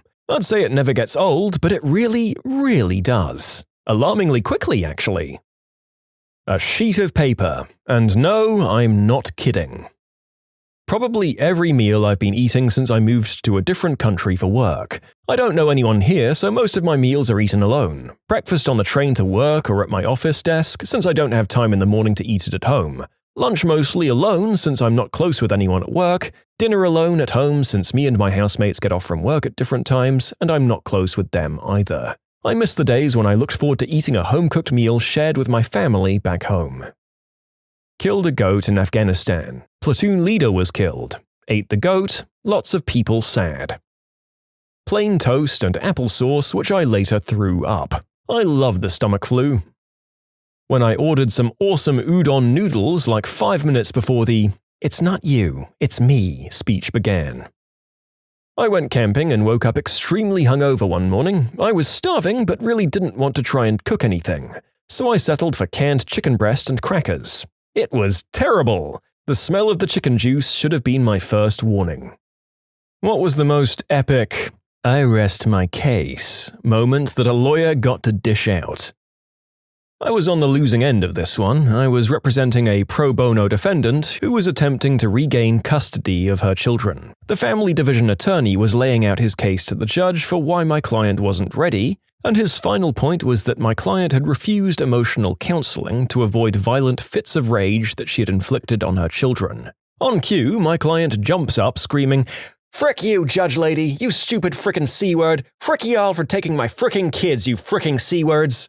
I just caught the opposing attorney's smirk of satisfaction as I got up to usher my client out of the courtroom. I was prosecuting some kid. He had an antisocial behavior order, which meant that he was not supposed to go to a certain street. He'd pled not guilty on the basis that he hadn't been there. I opened my cross-examination by holding up a map and pointing at the street. I said to him, "You went here, didn't you?" He said, "Yes." In England, we don't say "I rest my case." Instead, I looked up at the bench and said, "No further questions," and sat down. It might not seem epic, but I got the defendant to admit the offense with one question. That never happens. Opposing counsel decided that I'd coached my witness and gave him lines to repeat, that he was lying. Short version is that he asked the witness if he spoke to me before he testified. The witness said that he had spoken to me. The attorney looked like he thought he had me. The attorney asked the witness what I told him and what instructions I gave him. Witness looked him dead in the eye and said, "The first thing he told me was to tell the truth no matter what. He said the lawyer is never the one who goes to jail, that he isn't going to go to jail for me, and if I lie, I'm on my own." The attorney looked like someone had taken the air out of him. Everyone in the courtroom simultaneously looked at me. Only time I've ever smirked or laughed in court. I wanted to put my feet up on the table like I was Vincent LaGuardia Gambini, hands behind my head, and say, "I'm done with this guy." Yeah, it's nice to know that people who practice law are still prone to the same bouts of being confidently wrong that you see in other professions. They just get paid more for it. I had a trial against a guy who was self-representing, and he was constantly asking my client about conversations she had had with me. First of all, no, I'm not coaching her to lie, and second of all, there's a thing called privilege, which means the things we discuss aren't compellable. It was an exhausting trial. Needless to say, he was ordered to pay about $1 million more than he actually owed. Not a case-winning moment, but a motion-winning one for sure. Think of cases like a big conflict, with motion hearings as little conflicts. Opposing attorney was insisting that Rule A meant that they could do X. I tried multiple times to point out that Rule A literally didn't say that. During the hearing, the judge reached behind them, grabbed their rules of civil procedure, basically dictionary of rules, placed it in front of the other attorney and said, "Show me where Rule A says X." The other attorney didn't take the hint, read the rules out loud for a brutal 5 minutes, and gave the book back. I said, "Judge, I have nothing to add." It was pretty fun. When I was in law school, I had to argue a case for an exam. I was the last in my class to go, so there wasn't anyone arguing against me. I opened with a motion to dismiss since opposing had failed to show up. The judge grading me chuckled and said, "Touché, counsel." I still had to go forward, but we got off on the right foot and I ended up with an A. Corporate lawyer, so I don't have cases to rest, but once opposing counsel was forcefully insisting that it was ridiculous for me to expect a certain provision in a contract we were negotiating, and I pointed out that this provision was standard in his own firm's contract forms, as I knew from several prior transactions I'd worked on across from them. Pretty exciting stuff. He took it in stride and said jokingly, "Well, of course it's fine when we ask for it." I represented a company that was sued for breach of contract by a former independent contractor. The guy was basically alleging that my client wasn't paying him correctly in accordance with the contract. During his deposition, the guy admits that he'd never reviewed any documents to make sure his allegations were true, never reviewed his complaint before filing it to make sure the allegations in it were true, and had no idea whether or not my client actually failed to pay him in accordance with the contract. Basically, he tells me that he was suing my client because he didn't think their agreement was fair, even though he agreed to the terms when he signed the contract. The kicker is that he admitted that he owed my client money. At arbitration, he tries to flip his story and started giving testimony that's the exact opposite of his deposition, so I whip out his transcript and undermine his testimony bit by bit. Needless to say, I won that case. Defendant in a bench trial for a speeding ticket said he couldn't possibly go as fast as the officer clocked him. He knew this because he videotaped himself accelerating from full stop to the location where the officer sat. His experiment showed his vehicle could only get to 55 miles per hour and not the 67 he was clocked at. The ADA then moved to have another speeding ticket issued because the actual posted speed limit was 50 miles per hour. 5 miles per hour over is probably just a fine and a few points. 17 over is possibly reckless driving depending on the officer's discretion, so I don't think he was being too dumb. Oh, this was during sentencing. "Mr. Defendant," they were a local boss gang, "you stated you are not and have never been in a gang." "That's correct. Do you have any tattoos?" "Yeah, I have a tiger on my calf and one on my chest that says GD for life." "And what does GD stand for?" "Gangster Disciples, but I mean, no further questions, Your Honor." Complaining witness accused my client of stalking. Said she told him numerous times that she wanted nothing to do with him. My client claimed they were dating, but whenever she got mad at him, she'd call the cops and say he was stalking her. On the stand, she had testified that she had never dated him, never invited him into her home, wanted nothing to do with him. She presented a photo on her phone of him sitting on her porch to prove that he'd come to her property. I asked the judge's permission to look at the photos before and after the porch photo for context. Girl had dozens of photos of the guy who was clearly her boyfriend. I showed her one such picture. "So this is Mr. So-and-so, right?" "Yes." "In this photo, he's on a bed." "Yes." "This bed is yours?" "Yes." "This bed is in your bedroom?" "Yes." "You took this photo of him?" "Yes." "He's smiling in this photo, right?" "Yes." "And in this photo, he's wearing your brassiere?" "Yes." No further questions, Your Honor. My sister got T-boned by a car, causing a concussion when I was younger. Long story short, we were in court with the judge who asked the driver if he'd ever sped before. "No, Your Honor, I never speed," was his reply. The judge asked him a couple more times if he was sure if he'd never sped, ever. The driver was adamant that he never sped and never had before. A few minutes later, my sister's lawyer gave the judge some paperwork. The judge read it and said to the driver, "It seems that you have some past driving violations. Can you tell me what they're for?" Long silence and stupid face followed by, "Speeding, Your Honor. The driver had to pay medical bills for my sister." It either takes a man with a complete lack of faith in the legal system or an absolute moron to go in with that much of a bald-faced lie and think he could just walk himself out of trouble that way. I was in traffic court one time and saw a lawyer straight up murder a cop with his words. The cop had previously testified that the weather on the night of the traffic stop was heavy rain and winds, so strong that the defendant could only open his window 3 inches, and that the car had stopped in an area with very little shoulder, forcing the cop to approach from the passenger side and not the driver's side. The cop had then testified that he smelled a strong smell of alcohol on the defendant's breath. When the defense lawyer got up, he repeated what the cop had said almost verbatim and asked how he could have possibly smelled alcohol on the breath of someone on the other side of the car, through a 3-inch crack in the window on a night with pouring rain and strong winds. The cop sort of opened and shut his mouth a few times, squirmed around in his seat and said, "That's just what I always write in my log to remind me that it was a DUI stop." The judge threw the case out. No motion to dismiss needed. Then he took a break and called the traffic prosecutor and the cop into his office. I'm guessing it wasn't for a nice spot of tea and some scones. I'm relatively junior, so I'm hoping to beat this one day. I defend professionals and brought a motion to dismiss case on the basis that the plaintiff couldn't prove my client was negligent as she had not served the required expert evidence. As opposing counsel and I waited for our motion to be heard, we were sitting in the courtroom.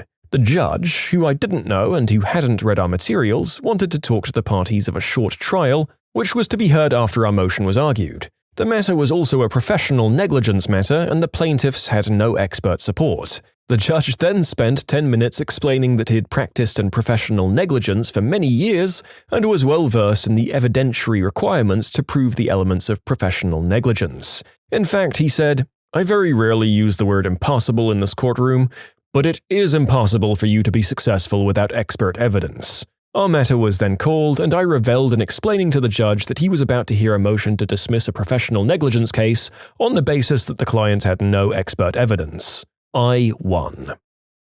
I do mostly solicitor work, so if I'm doing my job right, I don't get a whole bunch of these kinds of moments. That being said, I had a long-time client who was being sued, and I got to shut down the guy suing him in a very satisfying way. So my client had hired a guy who we'll call Kevin as basically a right-hand man for this company. The employment contract wasn't done yet, but they had an agreement that Kevin would work 6 weeks at a lower wage, and then sign the contract and get the agreed-upon wage. So the guy works decently for 5 weeks and then is given the contract to sign. He comes back to the owner, my client, and says that he has some small changes he'd like to make. When the owner gets the contract back, he finds that the small changes involve removing the duties and responsibilities section, basically the job description, and the non-compete and confidentiality clause. Not only that, but he's written in a higher salary than agreed and added a bunch new benefits for himself. Obviously, my client tells him that he can either sign the contract as it was originally laid out, or he can find himself another job. The guy takes the latter option, but he starts a lawsuit against the owner wanting to be paid for the 6 weeks he was supposed to work, which had already been paid, 2 weeks in lieu of notice, and 5 weeks vacation pay. I got the enjoyable job of telling Kevin, in front of a judge, that he wasn't entitled to anything under the employment legislation, and the only way he could get any of that would be if he'd signed the contract. The judge dismissed the case and awarded costs to the defendant, but not before giving Kevin a lecture on wasting the court's time. You can submit your own stories to be featured here on the channel. The story submission link is in the description below. And if you want to listen to some vibey music in the background, check out easymode, also linked below, and subscribe. We had a case where opposing counsel was cross-examining our expert witness on hydrology regarding some silt and runoff issues. "Mr. Smith, wouldn't you agree that the book I'm holding is highly respected in your field and considered to be the gold standard on the subject?" The witness said, "I'm aware that it's highly regarded in my field. Would you be willing to explain in your own words what paragraphs 6 through 10 on page 121 is describing?" The witness reads the passage word for word. Yes, I can read, but could you put this passage in your own words for the court?" These are my words. I wrote this guide. We were the defendants. We were being sued by an HOA over silt in a lake. We were able to prove that we weren't responsible and prevailed. It actually originated from another site and entered the lake elsewhere. However, that site was owned by a very large corporation, and I don't think the HOA wanted to fight with an entity that could fight forever in court. HOA vs. megacorporations, when a slimy force meets an immoral object. It's the kind of battle you don't have to feel bad watching because you know that either way, some garbage people are going to lose. That said, I guess all the money's going to lawyers on the end, and it would be better if the silt wasn't in the water. Oh well. Intellectual property lawyer. Deep in a set of terms and conditions on a website, our client's details, like his name and contact stuff, were listed. So it's very evident that they just copy-pasted our client's legal terms and conditions and missed a couple of details that they needed to change. I was handed the matter, did a quick Control-F for client details, and it was an open and shut case. Not really that impressive, but it saved me hours of time going through each term one after the other, noting exact similarities for a letter of demand. It was 30 years ago, and I still hope to see its like again. I'm on jury duty, we have to sit. The charge is arson. Supposedly, a farmer burned down his barn for insurance money. The prosecutor outlines what they'll prove, that the farmer moved most of the stuff out of the barn into a second barn, then burned down the first barn by pouring fuel, diesel, around the base and setting fire to it to collect insurance on it. Prosecution calls a witness, a neighbor in a subdivision that backed up to the farm who testifies the farmer moved stuff out of the barn over about a week. The neighbor noticed the unusual activity because he was outside building a deck on his vacation. Next, the neighbor saw the farmer walking slowly around the outside of the barn, pouring something from a blue gas can on the lower part of the barn walls. Farmer goes out of sight to the front of the barn, the flames erupt all along the base of said barn, neighbor calls 911. We hear the recorded 911 call in which the neighbor says the farmer has set fire to his barn. By the time the fire department arrives, 5 minutes later, the barn is fully involved and they just act to contain, which is essentially just standing by as they note the nearby ground has been closely mowed, evidently to prevent the spread of flame. The firemen say the flames spread with a rapidity that was out of place even in a wooden barn and they smelled petroleum. Fire investigator employed by the fire department, who came along specifically because of the "he set his barn on fire" report, says that it's definitely arson because of the clear marks on the ground where accelerant has burned, which still smelled of fuel after the fire died down. Police arrest the farmer and take him into the station. More investigators said that there was virtually nothing in the burned barn. There were some ruined tools or equipment, but that there was a good supply of items in the other barn that appeared to have been recently put in place, including some sitting on the grass that was still green underneath the box. Insurance company representative says the barn was insured. The defendant's lawyer says essentially nothing, no cross-examination. Defense calls the farmer, and the first question asked is, "Let's cut to the chase. Did you burn your barn down?" "Yep." "Why did you do it?" "It was old and rotten and with termites. It was gonna fall down. Not safe." "Huh. Do you usually burn down old farm buildings?" "Yep, and my daddy did that before me, and his before him. It's a farm." "Are you aware that you needed permit to burn debris in this county?" "Been doing it that way on this farm since we had dangerous engines. Never had no permit." "The fine is up to $50. Oh wait, I forgot. You're zoned active agriculture and are exempt, so no permit needed, but why didn't you tell any of this to the police?" "They didn't ask me no questions till they put handcuffs on me and took me to the police station. They told me anything I said would be used against me and said I had the right to remain silent. And then some lawyer guy came up and told me I was going to go to prison for insurance fraud, and he asked me questions. I remember Perry Mason said don't talk to anyone but your lawyer, so I didn't." "Did you file an insurance claim?" "What for? The barn wasn't worth nothing in that state. That's why I burned it down in the first place." I suggested we explain all of this and try to talk them out of a trial. You said you wanted your day in court. What's up with that? "They came on my land, arrested me without telling me what for, told me later it was for arson and insurance fraud and put that in the papers. All my friends, relatives, and neighbors know about this. They made me look dishonest. I want to make sure everyone knows the real facts. I figure this is better than them just dropping it and everyone wondering whether they just decided not to send an old man to prison." The defense rests. During a particularly nasty employment mediation hearing, I got to ask my former employer a question about payments per employment law. I said, "Did you or did you not pay into a state-mandated unemployment insurance fund for all of your employees past and present?" Met by silence. The mediator asked, "Sir, answer the question." Silence. "Well, then let me ask it. Did you or did you not pay into state-mandated unemployment insurance fund for all of your employees past and present?" Silence. "All right, I'll take that as a no." In mediation, goodwill in entering into the process and answering relevant questions weighs heavily. They do say it's better to remain silent and be thought a fool than to open your mouth and remove all doubt, but I do feel that in this case the mouth should have been opened at least once, briefly, just to get the inevitable consequences done, rather than dragging the whole thing out. As a young attorney, I'd stated a claim that an insurance company was dragging out a case in bad faith in the hopes that my elderly client would die before they had to pay him. I was requesting that the trial date be given priority due to my client's advanced age. The judge was no spring chicken himself and seemed skeptical when he asked exactly how old my client was, maybe thinking that he was in his 70s and must merely seem ancient to a baby lawyer like me. When I responded that my client was 92 and the case had already gone on for 5 years, the judge was visibly shocked and immediately granted my motion for priority, shutting down the insurance company attorney's attempts to respond. They wrote us a check for $1 million the next week. I was representing a woman with a severe neck injury. Opposing counsel presented a test result that showed her cervical exam was normal. I felt almost bad when I pointed out he had the wrong cervical area in mind. The most memorable court scene I witnessed was 1968, Sacramento, California. I was waiting to be tried in traffic court, my usual speeding, before Earl Warren Jr., the son of the great Earl Warren of Supreme Court fame.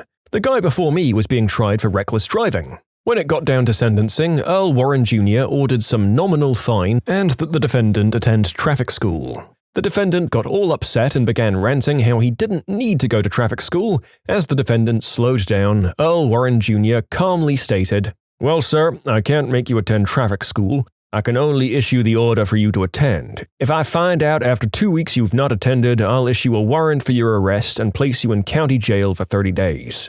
At the end of which I'll renew the order for you to attend traffic school. So we can keep you going in and out of jail until you decide to attend traffic school." The guy just grumbled and walked out of court. I don't know if he went. I certainly did when I got a similar sentence. It wasn't a trial, though we had one of those and I won it easily. It just always stuck with me because of how clearly the law supported my position to the point that it was inarguable otherwise, and also because of how ridiculous the claim of monetary damages was. A guy moved out of his apartment, turned in his keys, and then came back 15 days later demanding access so that he could retrieve belongings that he'd left behind, which at that point had been trashed. It was just some minor furniture-type items, a lampshade is the only thing I clearly remember, as well as a box of his college notebooks, like the notes he'd taken during class. He was furious and sued the landlord in small claims for $5,000, the state maximum, because his notebooks have such huge value apparently. They hired me and I responded, which moves the case out of small claims, which is just the way it works here. I know that this isn't the case for every state, but our rule is better than yours, end of story. Moving out of small claims put him at a huge disadvantage because now he can't rely on the lax rules of small claims, so he goes out and hires an actual lawyer. The lawyer calls me to try and talk settlement. I know her pretty well, so I wasn't rude or anything, but I kinda scoffed and was like, "No, that won't be happening," and I direct her attention to a particular state statute and then read it out loud to her. This statute, unlike everything else in the law, isn't overly long or wordy or hard to follow. It just says bluntly that when someone actually moves out and gives notice of this, items left after 10 days are abandoned, period, end of story. I could feel her deflate on the phone and encouraged her to dismiss the suit. She didn't. We proceeded to a short bench trial in district court that we won. Terrible people had stolen all of this little old lady's money, but their only evidence was a document in the bad person's handwriting that was allegedly dictated. It said September 2012. No day, just the month. Clearly the rogue had forged that when she found out about the lawsuit, and not remembering when she'd stolen it, she'd hoped she could guess within the month so that no one could challenge her. So I was questioning her about it. Exhibit B is the little old lady's bank record. I asked, "Now, that withdrawal at the bottom, is that the alleged gift?" "Yes." "Can you read the date of that transaction for me?" "August 25th, 2012. "Thank you." When did you realize, oh, I've got to run for my life? Bad diesel fire at work. I saw the fireball billowing towards me, so I jumped in a pit. The fireball blew over me, and when it retreated, I got the heck out of Dodge. I got some gnarly third-degree burns, but I survived. What the frick? Do you work in Bowser's Castle? Well, it was an oil refinery, actually. A 500-pound hog got loose at the state fair and started charging right at me. I've never run so fast in my life.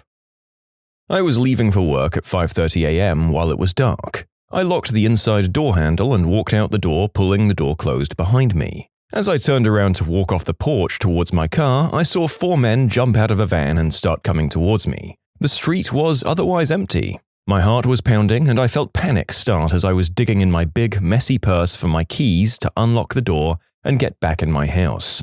The whole time, I was just thinking they're going to grab me, shove me in the van, commit the unspeakable act on me, and kill me. I was able to get back in my house before they made it to me, but it scared the crap out of me. Turns out they were immigration officers looking for someone who used to live in our house, and that is standard practice for them if they think the suspect will run.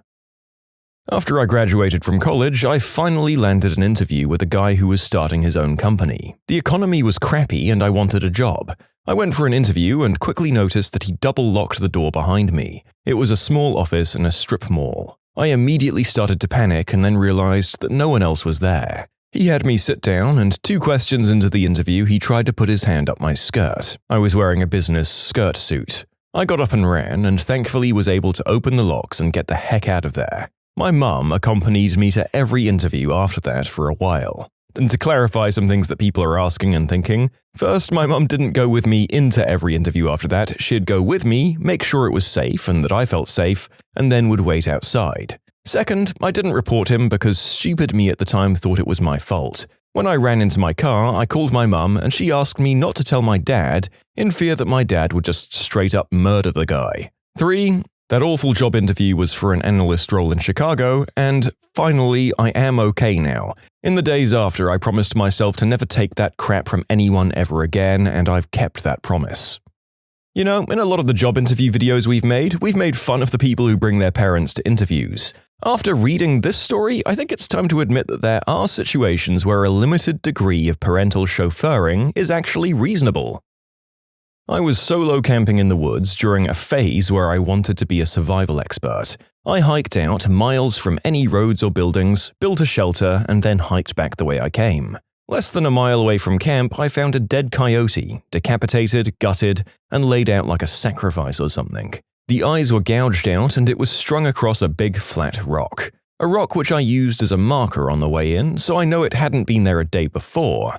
I ran out of there as fast as I could, knife at the ready, probably 10 miles back to my house. I still have no idea who would have done that, but I know I didn't want to run into them into the woods alone. Sounds like that day you were a survival expert. My friend and I met at Waffle House for lunch. A guy came into the restaurant looking for a piece of paper that he'd accidentally left on the table. The waitress didn't know where the paper was located and might have thrown it away. The guy got upset, saying the paper was important and he was going home to get his gat stored under his mattress. My friend and I quickly paid our check and got the heck out of the restaurant.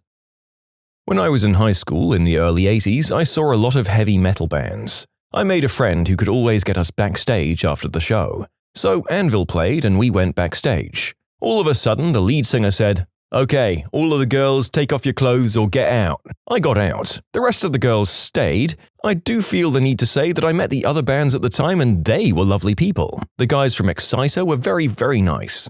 The guys from Venom were very quiet and shy. No more name dropping from me, but I feel the need to stick up for my heavy metal boys who are all old now, including me. Let me just Google Anvil really quick. Oh boy, yeah, that's a hard pass for me.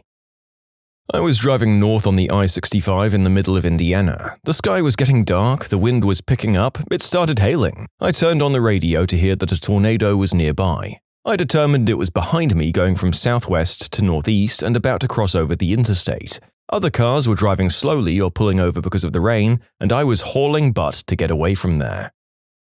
I worked for an agency that helps people do their daily tasks for home healthcare. I had a man whose insurance prohibited personal care like showers, and he was very upset during my visit when I declined his request for bathing. I felt bad at first, but soon the man became very angry with me. He accused me of all kinds of things and started pacing around room to room like he was looking for something.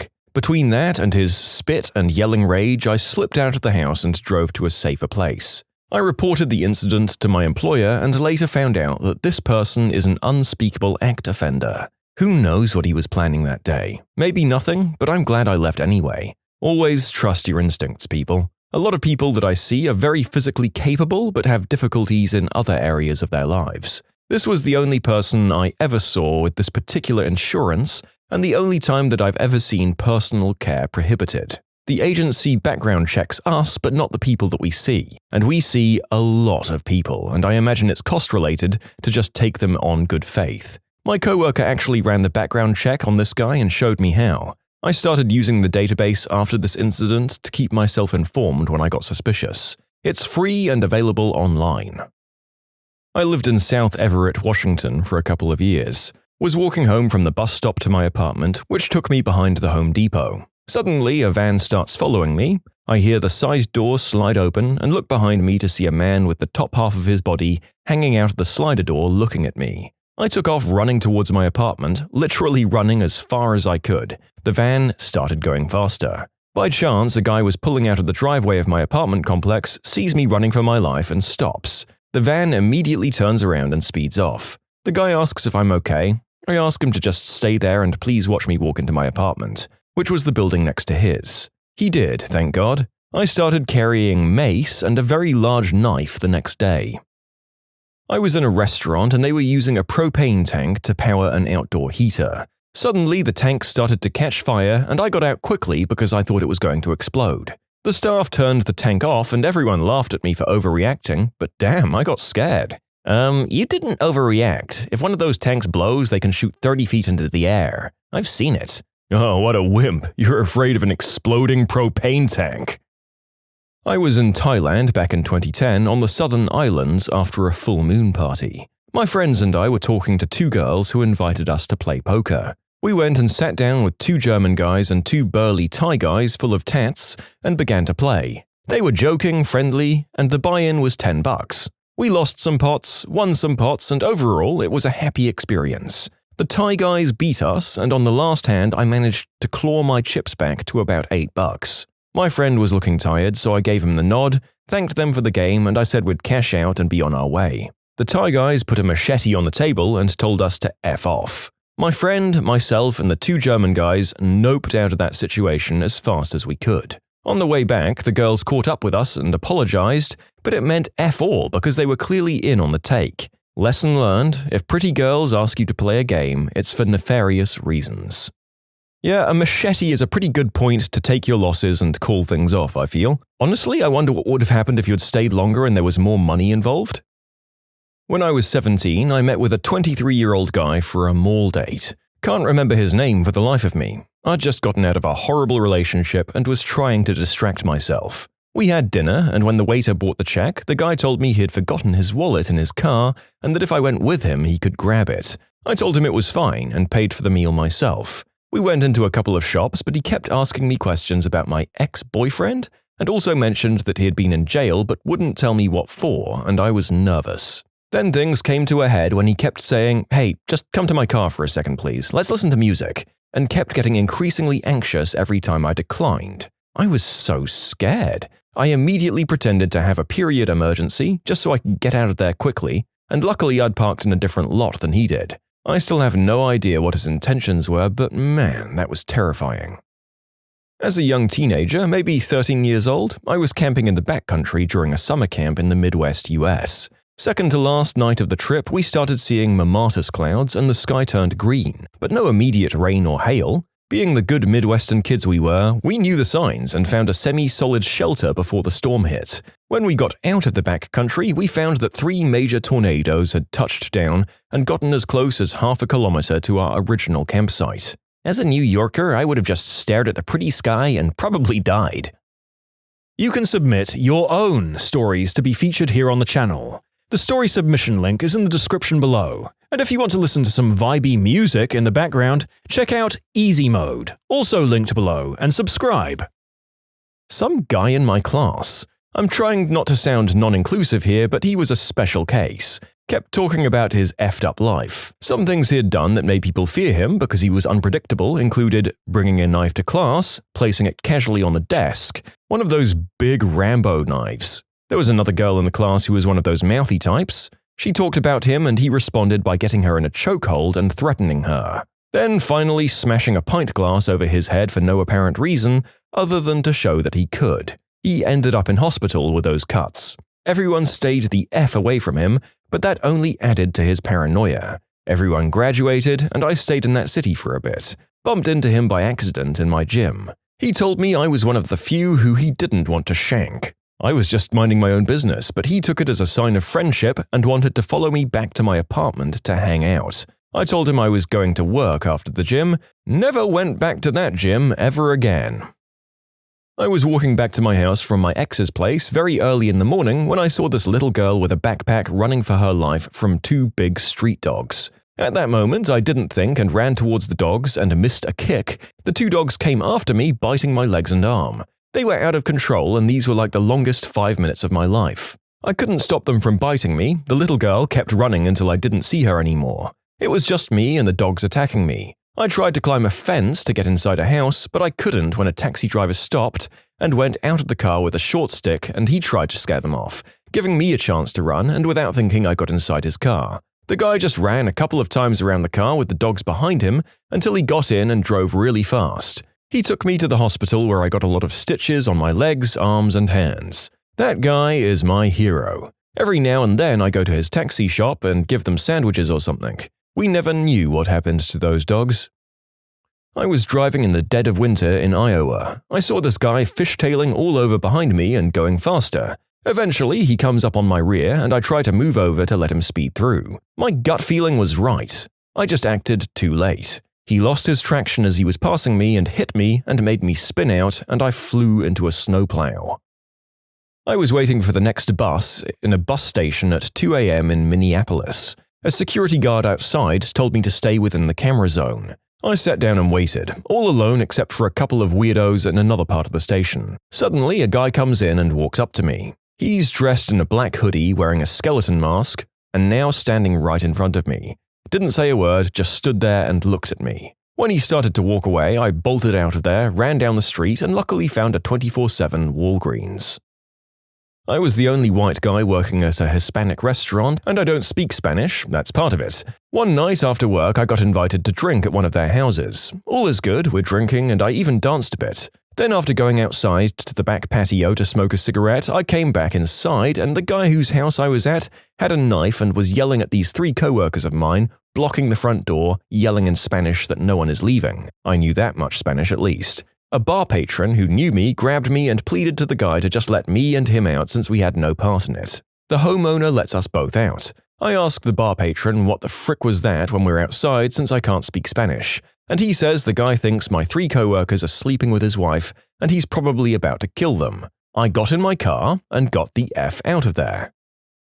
I was in Paris with my family on holiday. We were walking down the Champs-Élysées when we noticed the road was suddenly lined either side with riot police. We quickly got off the road behind the line of police and ducked into some showroom while some protesters of some kind then had a mini riot with the police. I don't remember much as my parents probably tried to keep me away from the windows so that I wouldn't be able to see or even end up in any sort of danger.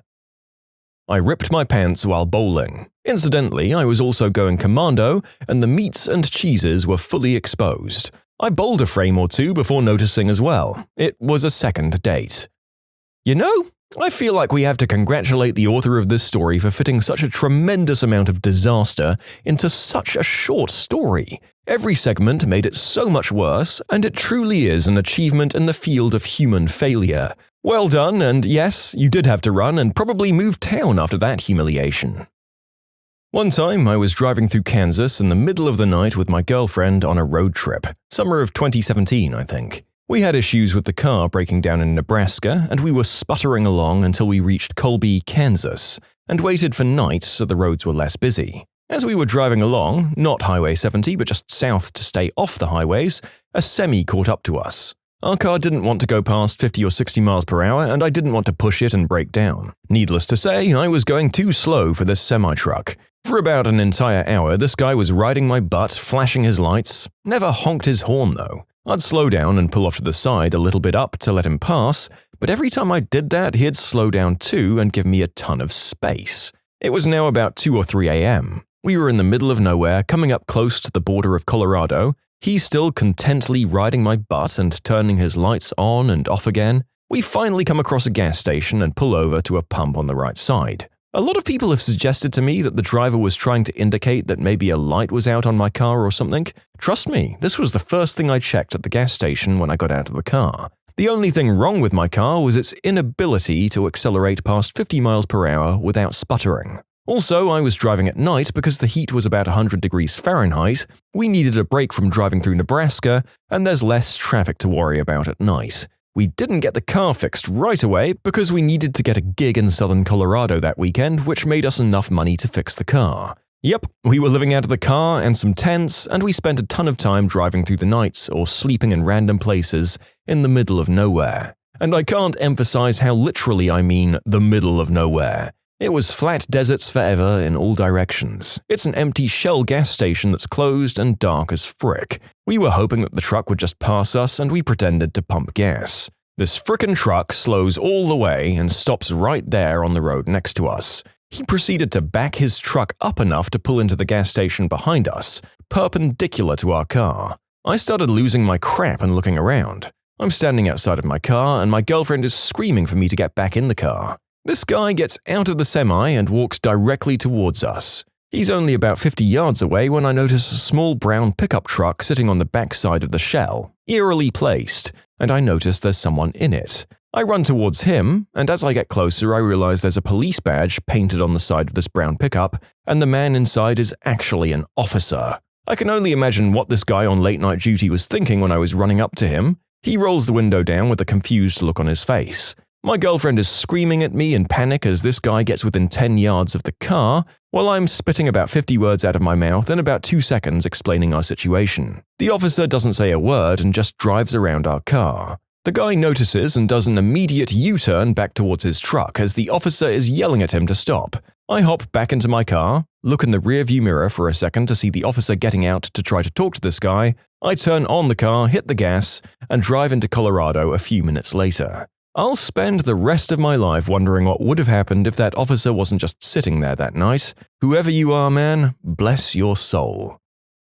I woke up one Friday in a hotel and the internet was down. I went to the lobby to see what was up and saw scenes of chaos on the TV. A crowd had started to gather to watch, including the hotel staff. One employee told me the government had shut down the internet to test it. The scenes on the TV were of violent protests beginning all over Egypt as people made their first push to occupy Tahrir Square. It was January 25, 2011, and I was in Benghazi, Libya, without my US passport. Needless to say, I spent my energy over the next few days trying to get out of the country. I was able to leave, but many of the people I was working with weren't as lucky. The revolution started in Benghazi less than 2 weeks later. It was surreal watching Anderson Cooper broadcasting live from the hotel I'd just been staying in.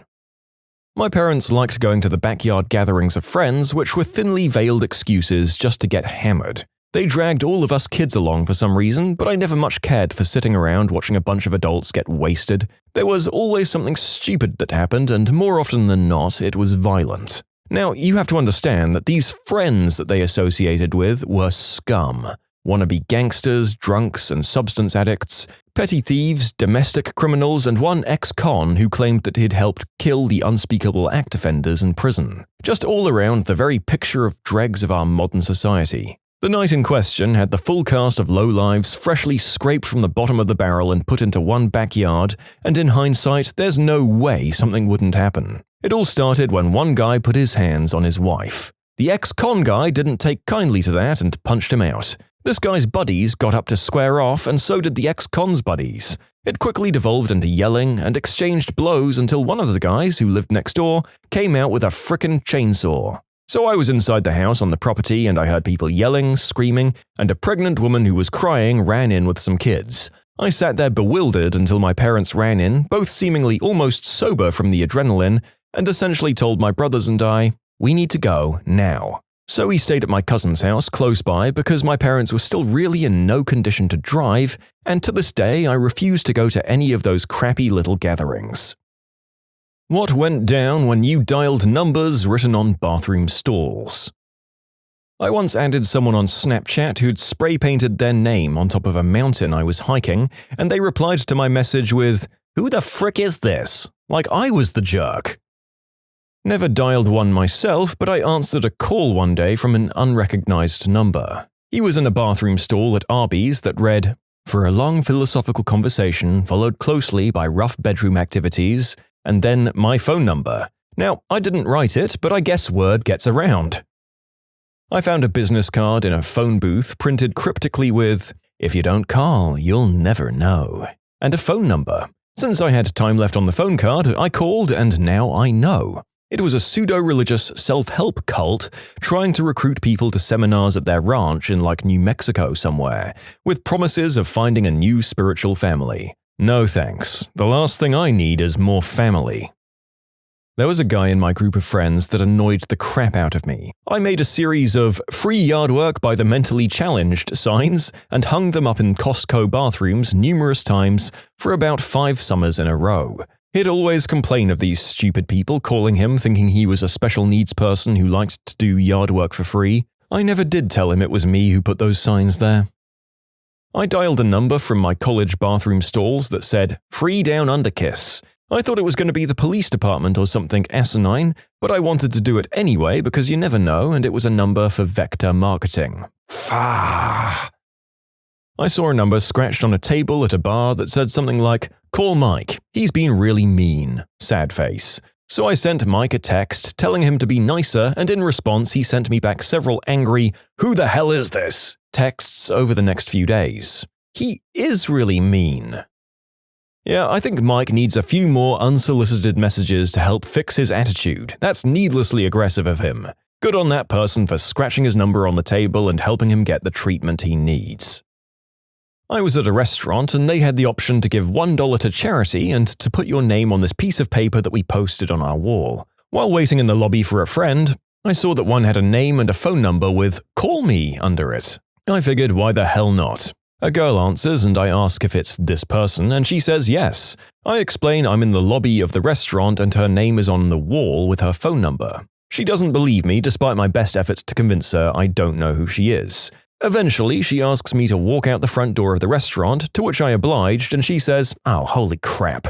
Meanwhile, I'm standing in the parking lot trying to figure out who the heck is looking at me. She asked me to take the paper down and thanked me. Apparently, one of her co-workers told her that he did it and she didn't believe him. They worked in the area and frequented the restaurant. In high school, I messaged one that was on the backseat of a bus that was going through a town that was a 30-minute drive from my town. I texted, "Who is this? Your number is on the backseat of this bus." They replied, "Greg." I told my classmate about it a week later since his name was also Greg. Sure enough, he holds out his phone with the text message from me on the screen.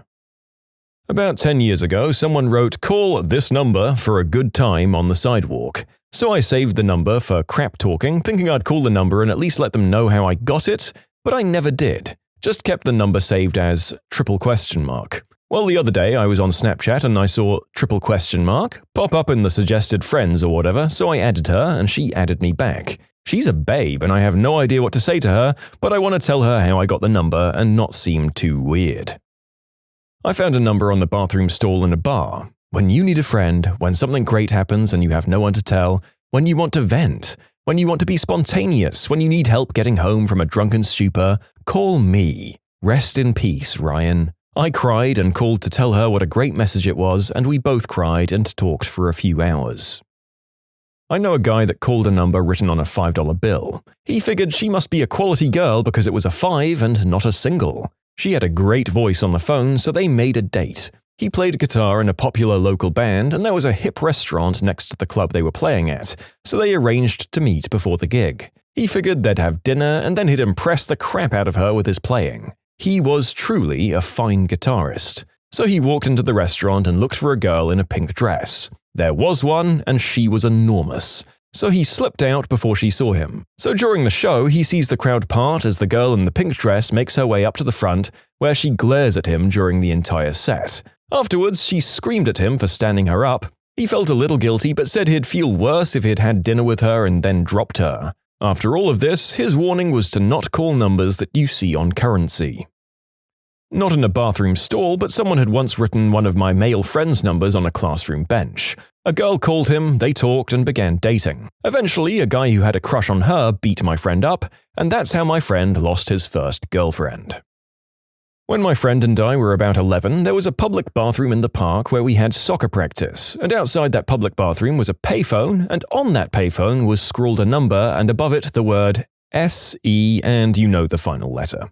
I don't recall ever paying for a call, so maybe it was a 1-800 number. I don't remember. It was a recording of a woman's voice. I remember only the beginning, but I can hear it crystal clear to this day. You want to have fun? Yeah? Then a bunch of feminine giggling. We'd hang up when the recording asked for a credit card number to continue the call. I think we were terrified our parents' credit cards would somehow get charged and we'd get caught. Kid logic. We're both straight females, but we still called that thing all the time. It was seriously the most risque thing I've ever done up to that point, and also probably for a long time afterwards, sadly. I was at the bus stop and I saw this text. If you're in deep crap, call this number. I called the number because I had like 30 minutes to bus. It was a small taxi company. I told him to come pick me up. He saved me like 25 minutes of waiting. The guy was cool and I even gave him a solid tip. I texted one of these numbers a picture of a cucumber because that's what the note said to do, and they sent me cabbage. I was playing Jenga at a local bar with some friends. All the blocks had people's numbers on it, so we made a rule that you had to text any number you pulled out. The first person I texted sent me a picture of a pile of coffee beans labeled, "Find the Kanye." There was a tiny Kanye face on a bean in the bottom left corner. I asked for Jenny and instead got a very irate cussing out from a woman with a southern drawl. I never called it, but I was in this English pub in Tokyo and the walls were pretty typical of an English pub. West Ham forever, Sarah is a slag, and so on. Then one said, "Is anyone interested in joining our baseball team every Sunday at 11 a.m. with his phone number?" He must have thought it was an actual message board. Bless. Kind of unrelated, but I took a picture of my Snap code, basically like a QR code for Snapchat accounts, using one of the display phones at Best Buy. I now have a random woman following me. An old-sounding woman answered when I called the number, offered the best B followed immediately by a J in town. I asked her how much. They told me $5. I asked her if it was blueberry or blackberry jam. She called me an idiot. Boysenberry jam, idiot. Those other ones are out of season. I got me a boysenberry jam from that woman, if you know what I mean. I used to call the numbers and inform the recipient of where there were not such nice things written with their name and number. They'd always ask what it said, and I'd always reply that I wasn't sure they wanted to know, but they'd insist. I'd tell them verbatim in my radio announcer voice and listen to the shock emanate from the cell phone. They'd always ask me to mark it out, but I'd tell them that I didn't have a pen or Sharpie. I found my sister's number once and couldn't stop laughing. I'm sorry, but if you call your sister and tell her that, there's no way she wouldn't think that you hadn't written it there. I think in that one specific instance, you should have gotten a Sharpie and crossed it out. Best experience. Became regular F-buddies with this guy. I'm also a guy, by the way. He was a bike enthusiast and we went biking several weekends. But my worst experience, I went to meet this other guy, after some discussions and deciding whose eggplant would go into whose cornhole, and the guy had lied about his stats. I'm talking about being a real chubber, beer belly, out to 10 months pregnancy level. Well, I'm here anyway, all revved up, secretly grit my teeth and say, let's do it. He says he wants to do it without protection. He claims to be a virgin and needs his cherry popped. Seriously, guy, your number is on the wall of a mall bathroom, and you want me to believe that you're a virgin? He got offended at my nasty insinuations, told me to go F myself, and to lose my number. I ain't gonna want to see you, and he gave me a racial slur for brown people, face ever again, and you should go back to your own country where you belong and do unspeakable things to goats. When I told him we have no goats in Toronto, the weather is much too cold for them, he got even more mad. Fun times. I dialed up a number scratched on a horse feed shed storage door out in Loudoun County, Virginia, and Robert Duvall answered. He cautioned me not to use the number again unless I could deliver him 2 to 55 pounds of horse and mule feed. I actually met my best friend in middle school ringing one of those numbers. Huh. I had the best S and F of my life as the text had advertised. The guy was homeless, though. You can submit your own stories to be featured here on the channel. The story submission link is in the description below. And if you want to listen to some vibey music in the background, check out easymode, also linked below, and subscribe. It was written on a piece of paper way back around 10 years ago. It said, call this number if you're struggling with life. I was 13, so I called the number.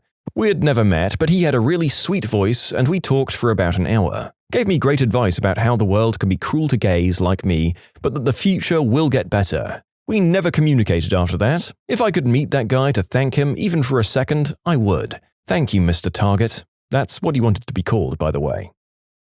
I saw the number read Hunger Games Hotline, so I took a picture of it in case I ever wanted to call it. A year later, I was on a school field trip coming back from DC when I tell my friend we should call this one number. He says yes, we dial it, and we hear robots doing the deed.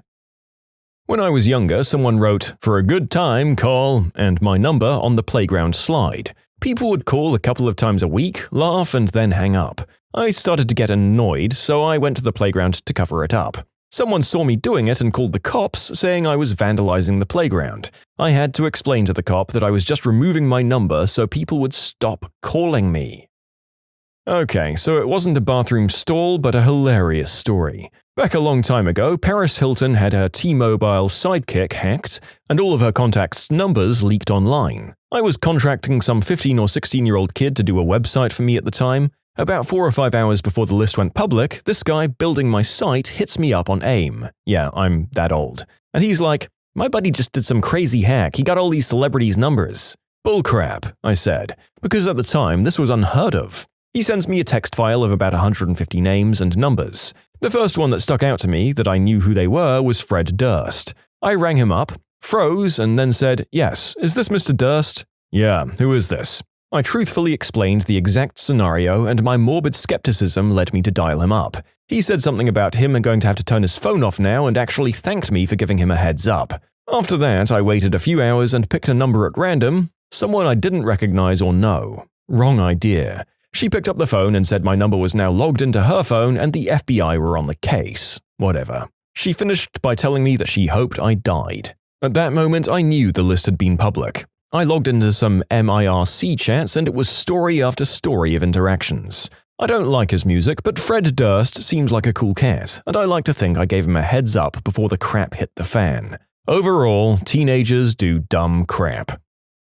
I went outside after watching a movie at the theater and someone had written their number in the snow that had collected on the back of my car. I texted it and it was just a random guy who went to my school. Never met him, but he saw the decal from my university and his buddies had dared him to leave his number there. The message said, "For the best B," again immediately followed by the letter J. The person that answered said that meant best blinging jewels. Well played, K Jewelers. One of my best friends in college. It was our freshman year and somebody had written a number in the girls' bathroom in our dorm. Half drunk, we pressured her to text the number, and to our surprise, she got a reply. It was another student. They actually ended up talking for quite some time and met like a month later. They've been dating for 5 years now. I went to a gig and everyone who frequented this venue would write on the wall while queuing. So me, being drunk already, decided I'd ring one because it said something amusing. Guy answers and I told him where I am and that I was bored, so I rang this number off the wall. We had a conversation about who he saw and who I was seeing that night, and due to me being drunk, I sang a song by the band he went to see down the phone to him. Funniest queue bonding moment so far. Me and a few friends wrote one of our friends' numbers in the Portaloo or drop toilet at Glastonbury Festival about 6 years ago. Every summer around festival season, he'll receive a few calls from people asking if the guy wanting fun stuff in the butt is still available, and if so, where does he want to meet. His girlfriend hates us almost as much as he does. When I was in 7th grade, pubescent and virginal, my sister, in the 9th grade, informed me that my name and number were written on the stall in the girls' locker room. Turns out, not only was I hot, I was good in bed, available for a good time and a wild lay. This was music to my ears and my raging hormones. I really wanted to do the deed with another human being. My friends did as well, but they were unfortunate, unrepresented suckers. I just sat back and waited for the calls to come in. I didn't stray far from the house, even though I'd trained my ear to distinguish our ringer. I could hear the phone from 3 states over. Nobody called interested in sampling my raw animal prowess. 4 years later, in the summer between 11th and 12th grade, I was at an all-night diner with some friends of mine, dining with my sister and her friends, because college chicks, am I right? One of her friends came out of the bathroom talking about some graffiti, and I remembered. I mentioned to my sister that I'd waited for the phone to ring for weeks, and it was a karate chop to my ego. She then informed me that she had changed the 3s to 8s, while laughing with her friends. At me. Hot and good in bed me.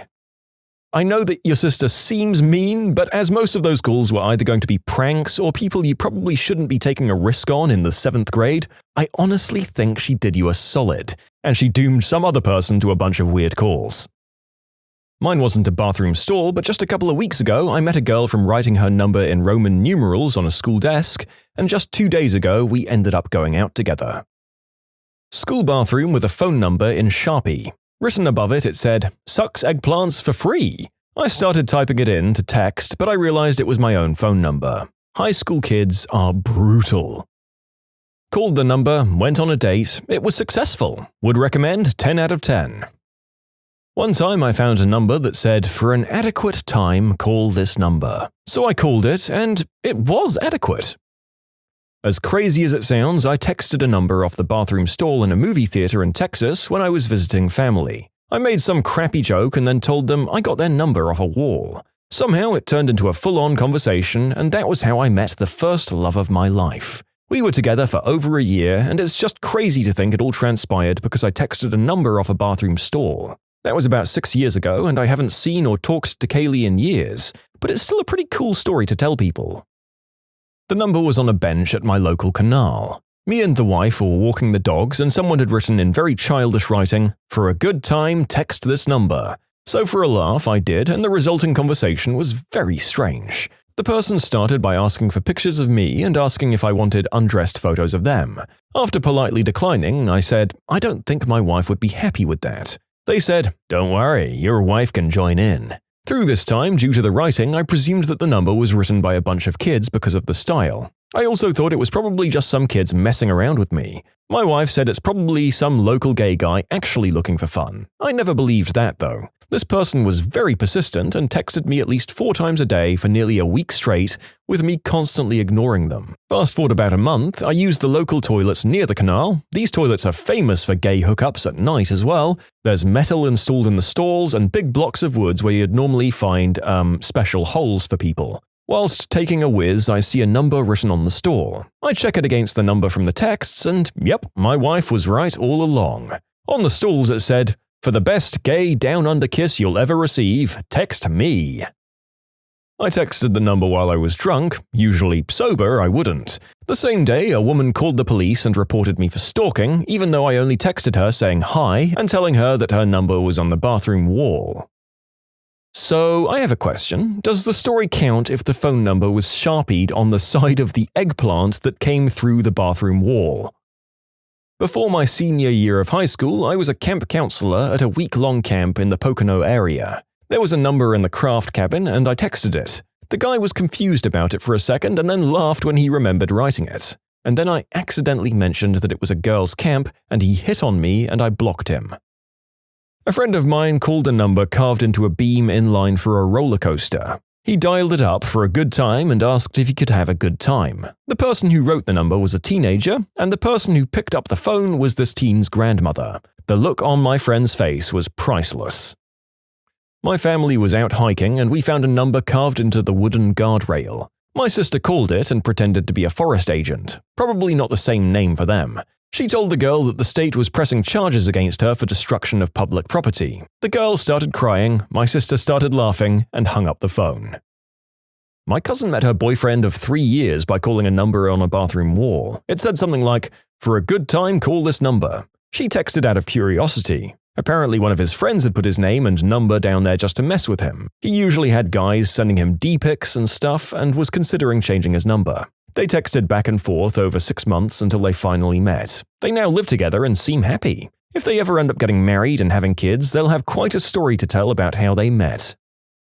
When I was in university, I messaged a number on the wall of a bathroom stall. A guy and his friend both came and left. It was exhilarating. Got tested immediately afterwards and never did it again, but it was the hottest bedroom fun time I've ever had.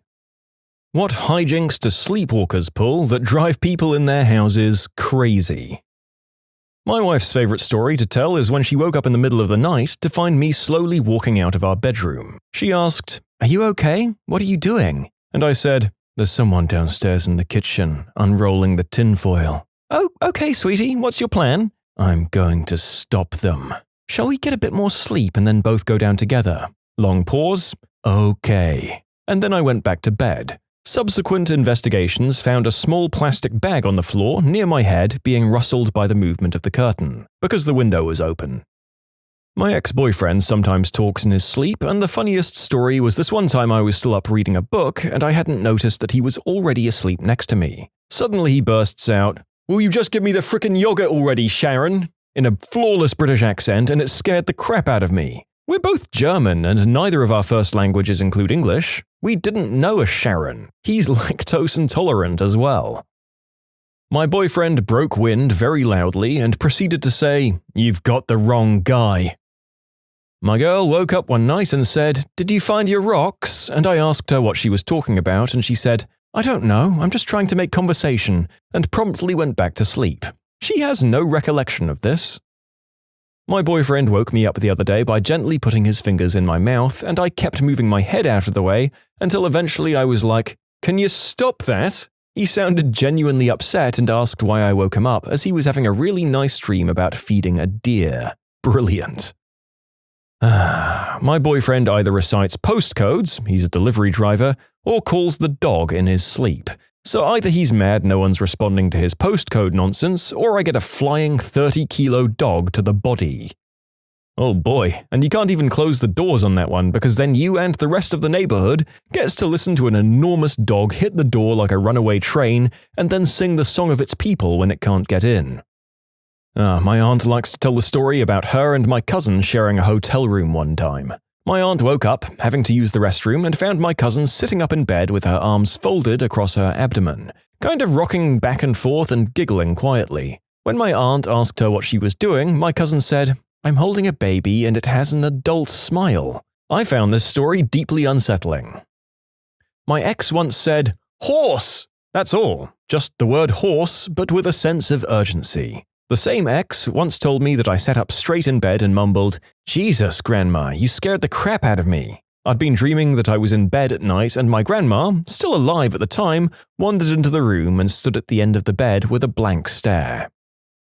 So this one time, while my significant other was sleeping, she randomly reached over and started to pet my leg softly. When I ask her what she's doing, she looks at me like I'm stupid and says, "What does it look like? I'm petting this fluffy baby penguin." Then pauses for a second, pats my leg again and blurts out, "Wait, this isn't a penguin." I've never laughed so hard over someone talking in their sleep. Fantastic sleep songs with lyrics which are utterly bizarre. My absolute two favorites have been, first, "Oh, whoa, it's a corner rat," and secondly, "Obey my rules and you'll always be a country cowboy." Repeated about 5 times and finished with, "Yeah." My wife started screaming one night that she was lost in the local grocery store, and that no matter where she went, she couldn't find her way out. I asked her, has she tried checking out at the cash registers? She then looked at me and said in her most sincere voice, "That's why you're the smartest person I know," and she rolled over and fell back asleep. One night my boyfriend woke me up in the middle of the night tapping me on my shoulder. He put his finger in my mouth, whispered, "Shh," to me, and then pointed at the door and told me, "I can hear something, don't move." Predictably, I nearly crapped my pants. All the worst possible scenarios crossed my mind, and the moment of silence after he shushed felt like hours. Then he started waving his hands and talking about Tetris, the twirlies, I don't know, and making sure we don't align, and that's how I learned my boyfriend talks in his sleep. Oh, hell yeah, take a seat. My wife was an avid sleep talker for a long time, and her midnight announcements range from simple single words to elaborate speeches. The ones that really stand out to me are waking up in the middle of the night to her suddenly sitting violently up in bed, throwing back the covers and screaming, "Tarantula!" That will make you wake up very, very quickly. There was also whispering my name repeatedly, which woke me up so she could share in a hushed, cautious voice, "There's an alligator in here." When I expressed my concern, just playing along, she told me, still whispering, "It's okay, it's been here before." But my all-time favorite was when, from her perspective, as she later explained, she was dreaming that I was playfully sneaking up on her and she saw me and was calling me out on it. From my perspective, my wife sat up in the middle of the night, staring into the darkest corner of the room and said repeatedly, in a soft sing-song voice, "I see you." My frickin' blood froze. In short, my wife is terrifying.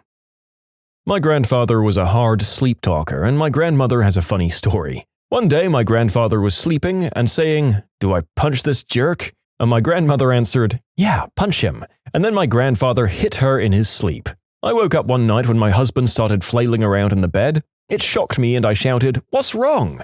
And then he punched me in the face. I yelled out and started crying, and he woke up and shouted, "What's wrong, honey?" He'd dreamt he was being chased and then turned around and punched them. Also, my mum, who's in her 80s, she often falls asleep in her chair while I'm visiting her, and she sleep eats. Not real food, but she goes through the motions of holding a plate and bringing it to her mouth. It's hilarious watching her. I asked her once if it was nice, and she said, "Yes, it's very tasty." My girlfriend once yelled in her sleep, "No, no, no, you spunky lesbian. I'm male." I still tease her about it. My ex-roommate talked in his sleep. Once he cried out, "No! Gandalf!" I got this from my wife the morning after the incident. I sat up bolt right in the middle of the night and said, "They're coming. Everything's ready." My wife could only reply, "What?" "They're coming. Everything's ready." "They're coming?" "Mm-hmm." "But everything's ready?" "Yes." "Sounds like we're okay then." Apparently, I comically flopped back down and instantly went back to sleep. My wife was mumbling a lot and suddenly shouted, "Donkey kick!" as she kicked me in my shin, so that was fun. Years ago, my wife was mumbling in her sleep and seemed a bit upset. I wanted to comfort her without waking her up too much, so I said, "Honey, you're fine. Do you know where you are?" She slugged me in the arm and said, "I'm in a place where punch buggies are seen first." And then she rolled over and muttered to herself, "Chugga chugga chugga chugga chugga chugga buggy," and went back to sleep. She didn't remember a thing the next morning. That lady was on an adventure for sure. These people don't need substances. They're taking a wild trip to a crazy place half the time they close their eyes. My mum sleepwalks sometimes. When she was in the middle of her residency, she came into my room in the middle of the night and sharply asked, "Did you give the patient her dose of some medication? Like I asked you to 15 minutes ago." I groggily replied, "Who? What?" She just huffed and said, "Well, I guess that answers my question," before turning around and leaving, without closing the door, of course. She didn't remember a thing about it the next morning. Napping with the boyfriend, a loud noise woke me up, but he was still out. I said, "What was that?" Either a tree or a magic eraser." I've been told that as a child, my father would regularly sleepwalk into his dad's bedroom and go wee-wee in his work shoes. I once did that to my sister as a kid. I slept in a different place than I normally slept in. When she woke up because of what I was doing, she found me in her closet, going #1 on her shoes. She yelled my name and for me to stop. I yelled back something like, "Shut up, get out of here." And then she yelled that I was in her closet, leaking on her expensive shoes. I finally came to and freaked out. I clamped it off and ran back to the bathroom. The icing on the cake was that her boyfriend, now husband, said she could probably just rinse them out. I'd apparently filled both shoes. There was no rinsing. The story gets brought up at every family gathering. My dad used to sleep pee when I was a kid. I learned to check the bathroom floor before I entered. My mom also once caught him in the basement. They have a hole cut into the cement floor next to the washing machine for the sump pump. He was peeing into the sump pump hole. She asked what he was doing, and he said, "Hole number 11. My partner got up, went into the kitchen, ate one bite of a mini pecan pie, no fork, just a straight bite, then apparently remembered he hates pecan pie and left it stacked neatly on the little box. Another time he sat up and stared straight ahead at the wall, didn't respond to me asking what was wrong, then stood up, walked into said wall, and stood there like he was contemplating the barrier. He just backed up exactly as he came, sat down, swung back into bed like nothing had happened. That was so creepy. I've had funnier experiences than this one, but can't remember exactly what was said. Most recently, though, my boyfriend scooted me over to Big Spoon Little Spoon and I snuggled in, thinking that's all it was. Then he gets real close to my ear and whispers, "Just so you know, there's something in the closet. Like a cartoon turtle." I did my best not to bust out laughing and he just said, "Okay, honey." When he woke up, he had no memory of it whatsoever, of course. My dad just screams, "Hey!" a lot.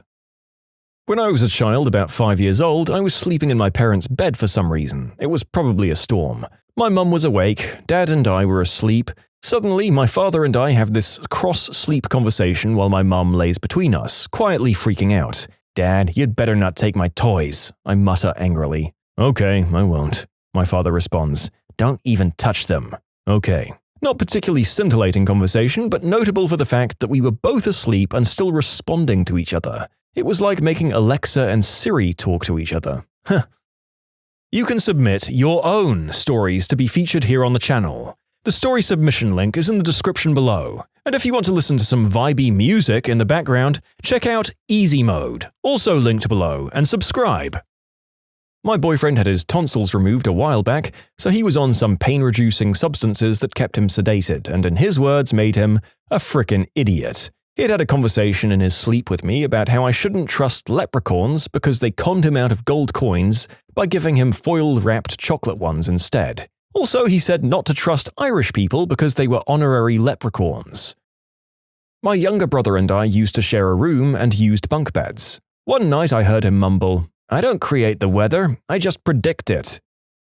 Oh, my brother in the middle of the night. He'd get up, go into the living room, say some nonsense crap to our parents, and go back to bed. It was actually pretty creepy the first times because he was like, "They are in the walls. They are!" My mum used to wake me up for school because I'd sleep through my alarms. She had a bunch of stories about weird crap I've said to her right before waking. "He's not here. Check down the street. Just put it on the roof and it'll blow away." My younger brother says the most ridiculous stuff. One time he said, "Get off my treasure," in a pirate voice. Another time he said, "Get your hands off my fish." My mum jumped my dad because in her dream there was a thief that stole an old lady out of the hospital. She thought he had to protect the old lady, so she decided to jump on her to protect her from the thief. Then she woke up on top of my dad. My girlfriend was sleepwalking one night, saying, "Can we get this done this week?" I said, "What? Can we get this done this week?" "Sorry, can we get this done this week, please?" "Okay, thank you." Honestly, the narrator knows more than a few people who aren't even regular sleepwalkers that do this. It's high-stress jobs, man. Restaurant work has apparently resulted in many otherwise sound sleepers screaming that we're out of lemonade and things like that. 1 o'clock in the morning, I got a phone call from my friend in the next street. My 6-year-old daughter had just knocked on her door and then walked in, mumbling about not being able to do her sums. I raced up there and walked home with her, put her back to bed, and she didn't even wake up or remember a thing the next day. By the next night, our house was like Fort Knox. He started shouting that he couldn't feel his left arm. I pointed out he was pinching his pillow, not his arm. He then freaked out that he had lost his arm. I pointed out that his arm was under his pillow. He said, "Okay," and started snoring. It took me another hour to get back to sleep. He didn't even wake up. My missus called me a wriggly little enzyme while she was sleeping. I've never even heard her use that word before. My girlfriend does a bit of sleep talking. I mentioned a sheep character from Animal Crossing, Dom, and she sounded like she was about to cry, saying, "He doesn't have hands." Which, to be fair, he doesn't. One time, my ex was asleep and started to snore progressively louder. He startled himself half awake and said out loud to himself, "Shut up, I'm sleeping." Oh, I snorted my drink through my nose. Oh boy, not my partner, but my brother. I was watching The Exorcist with my dad and my brother, and at the beginning of the movie, some archaeologists find a little statue that releases the devil or something. Anyway, we finished the movie, my brother falls asleep on the other couch, so my dad and I just watch another movie. The second that movie ended, my brother sat bolt upright and walked into the middle of the room asking, "Where's the statue?" And we were like, "What statue?" And he was going, "The statue! The statue!" Eventually, he makes a motion with his hands like he's picking something up, moves it over about a foot, and then puts his imaginary statue back down. He then went right back to sleep afterwards. My dad and I just looked at each other like, what the frick just happened? But we got a great laugh out of it. My boyfriend once blurted out, "You're putting bread in my ears," in his sleep, mumbled something else unintelligible, and then followed up with, "And I'm becoming a sandwich." It still makes me laugh whenever I remember. Roommate, freshman year of college. They were a sleepwalker and sleep talker. We were in the freshman dorms, a small little room. I woke up one night and saw him sitting straight up on the side of the bed, just staring at me, eyes fully open, talking gibberish about golf. He was going on about Phil Mickelson or some crap. I have to be honest, it was creepy as all heck because he was staring directly into my eyes. Next morning I told him about it and he just laughed and said, "Sorry, I tend to do that from time to time." "I'd be the king of Monaco," my wife said this one night out of nowhere. The funniest part was her tone of voice, proud and assertive, like she really was sure of her claim to the throne. Anyway, the joke's on her. Monaco's a principality. My boyfriend sat bolt upright in bed in the middle of the night. He doesn't usually sleep talk, by the way. He said, "There's a thing over there." And I answered, absolutely crapping myself, "What thing?" "Upgrade." I was relieved but very confused. "What kind of upgrade?" "Bag." "Okay, a bag upgrade, alright, carry more stuff." "Yeah." Then he flopped down and began snoring, letting me slowly recover from the massive spike in my heart rate. Your boyfriend sitting up in a dark room and looking at the corner, saying there's something over there, is not fun. Turns out he'd just been playing too many video games. A friend who was next to my room in my high school dorm used to sleepwalk. He also used to sleep earlier than the rest of the floor. So one night, around midnight, we were all up and talking in my room, except for him because he had gone to sleep. We were kind of worried that the dorm advisor would cut our chill session and tell us to go to bed. Suddenly, we hear someone banging on the door of this room. I go to open it, and as soon as I turn the handle, the door comes flying towards me. I was knocked back into a table, and standing there was my sleepwalking friend. He says, "Where is the secret of the time?" And without waiting for an answer, walks back to his room, climbs into his bunk bed, the top one, and goes to sleep. Needless to say, we were all surprised, but being teens, we never let him forget it. It became a running joke in the school. Not a partner, but in military training and school, I often took the night shift for guard duty. The amount of sleepwalkers and talkers is way frickin' higher than I expected. It's straight up creepy when you have to walk down the halls with a covered flashlight, listening to big grown men mumbling and lashing out in their sleep. What takes the cake, though, is often sleepwalkers will just kinda stop randomly. So you'll be walking along in pitch black darkness, and suddenly there's just a guy standing there. Eyes closed, or worse, open, just sorta listing to the side or leaning against a bedpost or wall. After I'd suppressed all of the swear words I was about to yell, there was nothing much to do but kind of prod them along back to their bed. For all the randomness that's part of the military, I really didn't expect one of my jobs to be gently tucking my fellow soldiers back into bed. Jesus Christ. Night-walking zombies with sleep conditions and sentries with guns just seems like such a recipe for disaster. Then again, you never hear about anyone dying because of this, so maybe they have a decent protocol for it. My husband woke up in the morning and told me about a crazy dream he had. We were hosting a party and he was serving cookies. He was upset that nobody was eating said cookies. When we went downstairs, we discovered a full plate of cookies sitting on our dining table. Oh, I'm the sleep talker. I don't remember any of this, but my boyfriend said I did this to him. In the middle of the night, I hit his butt hard with my knee. Obviously, he was pretty annoyed. He sat up to stretch, and I said, "I'll stretch too." Did stretches, laid back down. Then, while making full eye contact with him, I grabbed the blanket and threw it off him. Then rolled over and started snoring immediately. We were freshly married and living overseas. My husband hadn't had much sleep the night before, which usually enhances any sleep talking. It was hot in our room. My husband mumbled something which I didn't quite catch. I asked him to repeat it. He got up, opened the bedroom window and said very pointedly, "Airflow, B-word," and then laid back down, completely asleep. Now, my husband has never, not once, ever called me a name or even raised his voice to me, so this was particularly hilarious. My boyfriend is bilingual, and although sometimes I catch him sleep-talking in Punjabi, I've never heard him sleep-talking in English. He also once punched me in the middle of my spine while fully asleep. When he woke up, he claimed in his dream he was giving his mum CPR. He also sometimes suffers from night terrors. It happened often enough when we first started dating, almost every time he slept or napped, but it hasn't happened for probably over a year. It happened like 2 nights ago when he just started screaming like a banshee in his sleep. It was wild and terrifying. When my girlfriend and I started dating, she told me that she had been told she talks in her sleep from time to time, and unfortunately has nightmares fairly often. One of the first nights we spent together, she woke up at 2 a.m., sit up super quickly, and it woke me up. I looked over only to hear her quickly say, "Pizza, order a pizza," and then lie back down and start snoring within a minute. God, I love that woman. Oh, Mum. She talks and moves a lot during the night. Last week she started running while laying down, yes, just like dogs do, and screaming, "Get out of the way, get out of the way!" I woke up in the other room to the sound of my dad first wondering what the frick was going on and then laughing his butt off when he was telling me what had just happened. My ex-girlfriend woke me up from a dead sleep and said to me, "No trucks please, subcompact cars only please." Upon waking, I relayed this to her and she said to me, "What the frick is a subcompact car?" After watching the Lego Movie, I really got into the Batman franchise. The comics, the movies, everything. This kind of peeved my boyfriend. It peeved him so much, in fact, that one night while he was sleeping with his back to me, in a split second he sat bolt upright, turned to me and yelled, "Frick, Batman!" right in my face. He then immediately slumped back down and continued snoring. What's the most surprising trade secret about your job?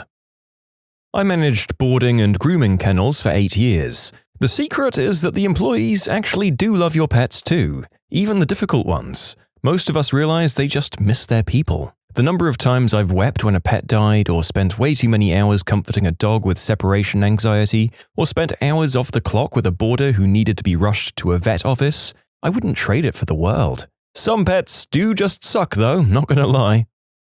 I'm a server. No matter how much we insist it's okay that you're keeping the entire restaurant open after we've closed, please know that we are 100% lying. We will get fired if we deviate from anything other than pure delight that you're keeping us from going home.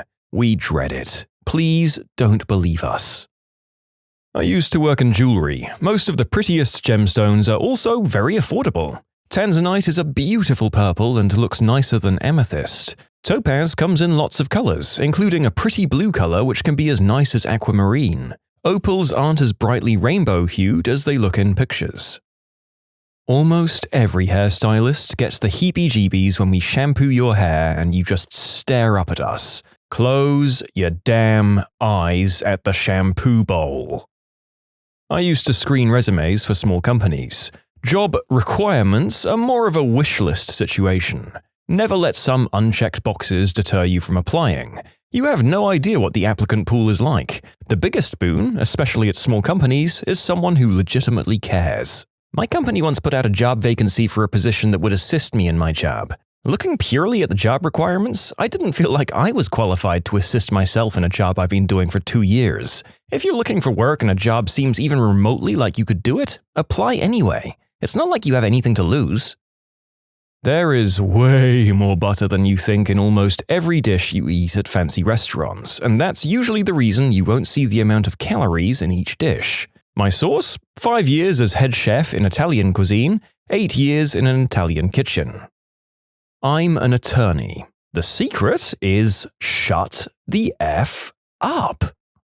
As the narrator of many videos where the clients in question immediately stuck their foot in their mouths and incriminated themselves, I'd say that this commenter is probably right on the money. I worked for the biggest mast contractor in Virginia for 8 years. They're the company that owns Bath & Body Works, and they're a division of L Brand. There are so many fragrances that are rebranded and recolored to a different flavor. Fragrance oil is absolutely 100% the most expensive part of any shower gel or foaming soaps that we made.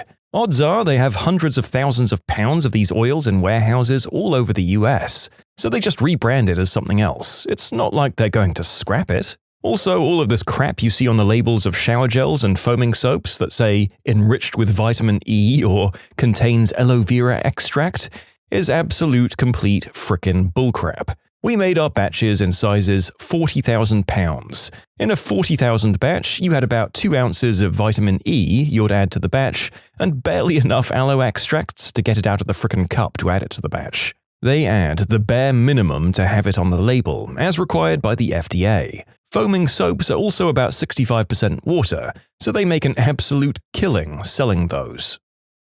Let me tell you that some therapists and counselors are on the wrong side of the couch, so to speak. If you feel your mental health provider is unhinged, they may very well be. A family member tried to break up with his long-term girlfriend, who was a therapist. I was shocked at her absolutely unhinged behavior, which included, but was not limited to, her taking his childhood teddy bear, chopping it up with garden shears, and piling it up on his bed with the note, "This is what you're doing to my heart," stabbed into it with a steak knife.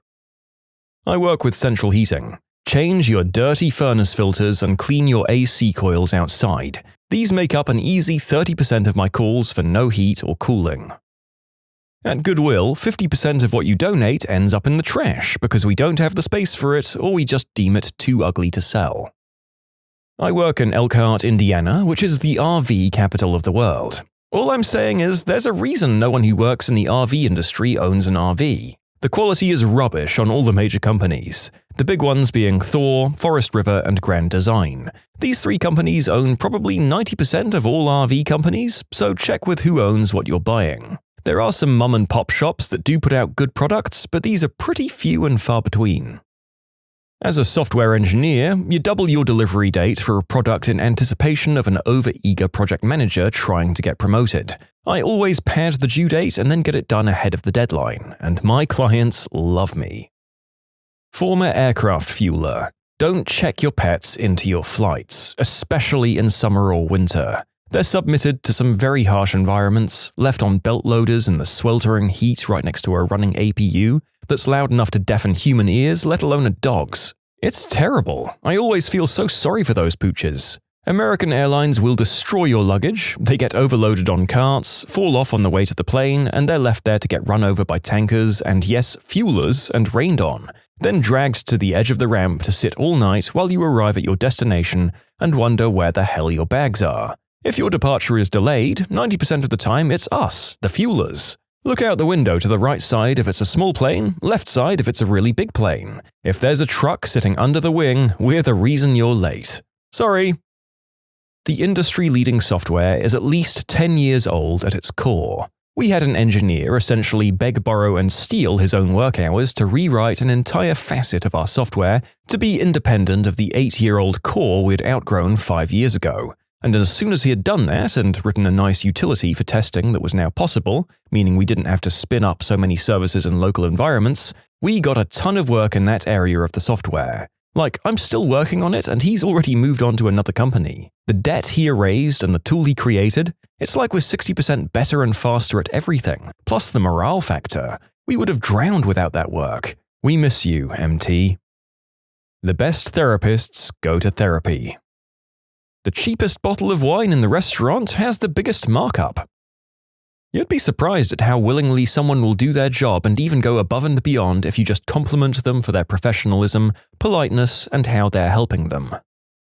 Worked at a department store photography studio owned by a major photography company that you can imagine probably took your school yearbook photos. The company was also partnered with a popular online photo order website. You ever notice how quickly we write down a price, strike it out and write a new price as the deal? Yeah, that's pretty much just the price that everyone gets. We aren't doing math that fast, we have it memorized because almost everyone that comes in has that 40% off coupon. Don't come in without a coupon because there's always a coupon on the website. If you end up paying for sitting fees, it's because you just didn't go to our website. Honestly, don't buy our photos. If you just do the session and then say that you'll buy them online later, on said partnered photo order site, it will be cheaper than if you buy them in store that day. Yes, even when we say, oh, but you won't get this deal online. If you do buy in studio that day, just buy the digital CD of your photos. You get to keep all of them instead of having to pick your favorite 3 or 4 pictures. Oh, and again, it's way cheaper to take that CD to a photo kiosk and have them printed yourself. Please don't spend $400 on a couple of photos that you can't legally copy when you could just get an $80 CD of all the photos and have the copyright to them. The narrator assumed that this comment would be like 15 years old or something, but it looks like it was posted as late as 2020. But the more I think about it, even with the advent of amazing camera phones and filters, family photos probably still need a professional in studio from time to time. Wild how much money you can save though. Thanks for the tip. Not an industry I work in per se, but I used to be in a sales role. One of my customers was a milk bottling plant. I was somewhat surprised that they were putting the exact same milk in both organic and non-organic cartons. Turns out, all of their milk is organic, but in order to not miss out on the sales of non-organic milk, they just bottle them differently and sell them at different prices. Construction boy here. If your windows or sliding doors are tough to open and close, 9 times out of 10, we put your own dish soap on tracks and the thing works perfectly. It takes 5 minutes and we charge $150. Dish soap, people. It's better than WD-40 sometimes. Amusement park ride operator here. If your kid is crying and you want us to stop the ride, even if we want to, it's not gonna stop immediately. The carousel will spin a few more circles or the ship will swing a few more times before stopping. The only exception is the emergency stop, which will absolutely mess up the ride, potentially causing mechanical damage if we press it. Hence, we only use it in actual life-threatening situations. The best thing you can do is try to get your kid to calm down as the ride comes to a stop. And no, yelling, "Stop the ride" at us doesn't make it stop faster. Nobody uses bots to inflate metrics more than the most major players in the entertainment industry. All the numbers are fake, including sales. Everything at the Container Store exists and is cheaper at Lowe's. Companies lie to their customers about saving their credit card information because they aren't supposed to. They'll also save their social, addresses, and 5 of their most recent phone numbers and bank account numbers. I know this from my life as a student loan servicer. If in doubt, lubricate. I'm a machinist. I'm a teacher. If you, as a parent, will read with your child often and early, your child will thrive in school. I'm talking daily books read together from newborn to about 3rd grade. Every single day, no teacher can really replace that. Of course, there are always exceptions, such as dyslexia and learning disabilities. So here's another industry secret. Your child won't always fit the school model. Teachers know that, and that's okay. We're all just people, after all. You can submit your own stories to be featured here on the channel. The story submission link is in the description below. And if you want to listen to some vibey music in the background, check out easymode, also linked below, and subscribe. RV technician here. Stuff is designed to start breaking after about 44 uses. Most RV owners use their trailers on weekends, but not every weekend, so that 44 uses on average stretches between 2 and 3 years. Every client seems to think architects are unnecessary and that they can just draw up the plans themselves, but they're just too busy. At Goodwill, we don't clean anything that we sell, and we get some really gross stuff that touches everything else, so next time you buy something from Goodwill, wash it well. The weight loss industry. This might be obvious, but most of our business comes from return clients after they've gained their weight back and then some. To be clear, the plan isn't rigged to make you gain it back, but the fact that it happens easily as a result of dieting does keep us in business. Audio engineer here, a few seemingly obvious things to point out. 9 times out of 10 with a studio, you get what you pay for. You have to pay for years of experience, acclaimed expertise, plus hundreds of thousands of dollars in equipment and software tools, not to mention the hundreds of thousands of dollars that went into the acoustic engineering of the physical recording space alone.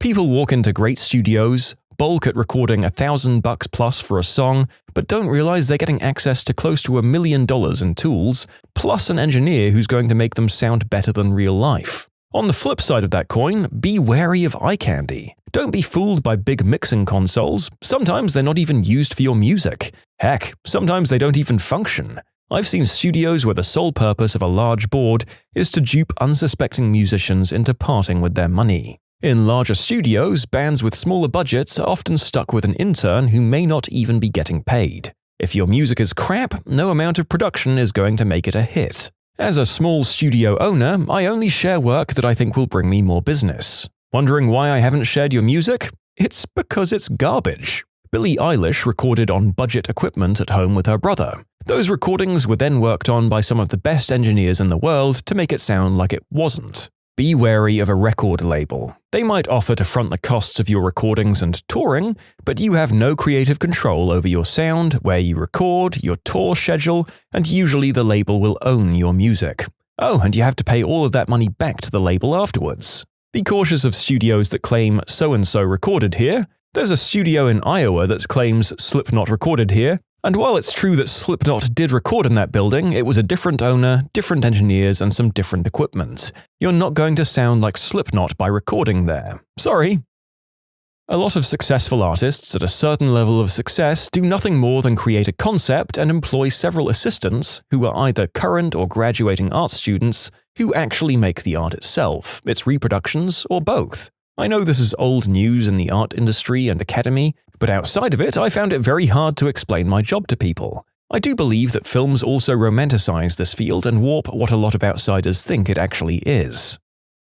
Well, I think this should be pretty obvious, but for big brand hotels, if you try to sneak above the hotel and call the corporate customer care line to demand compensation or complain, that customer care line will always call the hotel for the full story and not just blindly give compensation. As a former TSA worker, airport security is a lot of theatre.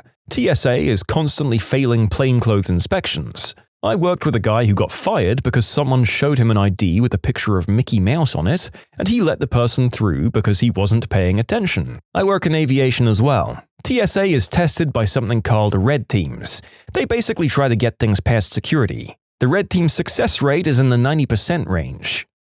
Okay, so the narrator knew that the TSA was famously ineffective and more meant as a deterrent, but 90% fail rate? Come on! Why am I being pulled over literally every trip I go on for nothing if they're letting Mickey Mouse onto the goddamn plane? In Microsoft Office, Word specifically, you can upload recorded interviews and it will transcribe it, and even have speaker 1 and speaker 2, 3, and 4, basically eliminating a huge annoying part of the job. Okay, I'm adding this in post. You do need to be subscribed to Office, and then when in Word, there's a dictate button. If you click it, dictate and transcribe should pop up. Click transcribe. Yes, it's not perfect, but for a reporter who's transcribing all day long, it's definitely the most annoying thing ever that I dread doing on a daily basis. Learning this skill changed my life. Healthcare. Homemaker. If your grandparent or parent gets in-home care, please know that your family member could live in a cockroach-infested house and not have to move if they didn't want to. It's not up to the company to give your loved ones environmentally safe places to live, it's up to the family. They can certainly try to persuade, but they can't force. Why do I know this? Because I've been to the cockroach-infested house where an 80-year-old woman lives. I have a mentally ill client that put bleach in his dog's water to help with its breathing. I have a client who never cleans his cat box. I have a client who has a caved-in ceiling. I've called it in, but there's no help from the company. All they say is, there's nothing we can do, it's up to the family members.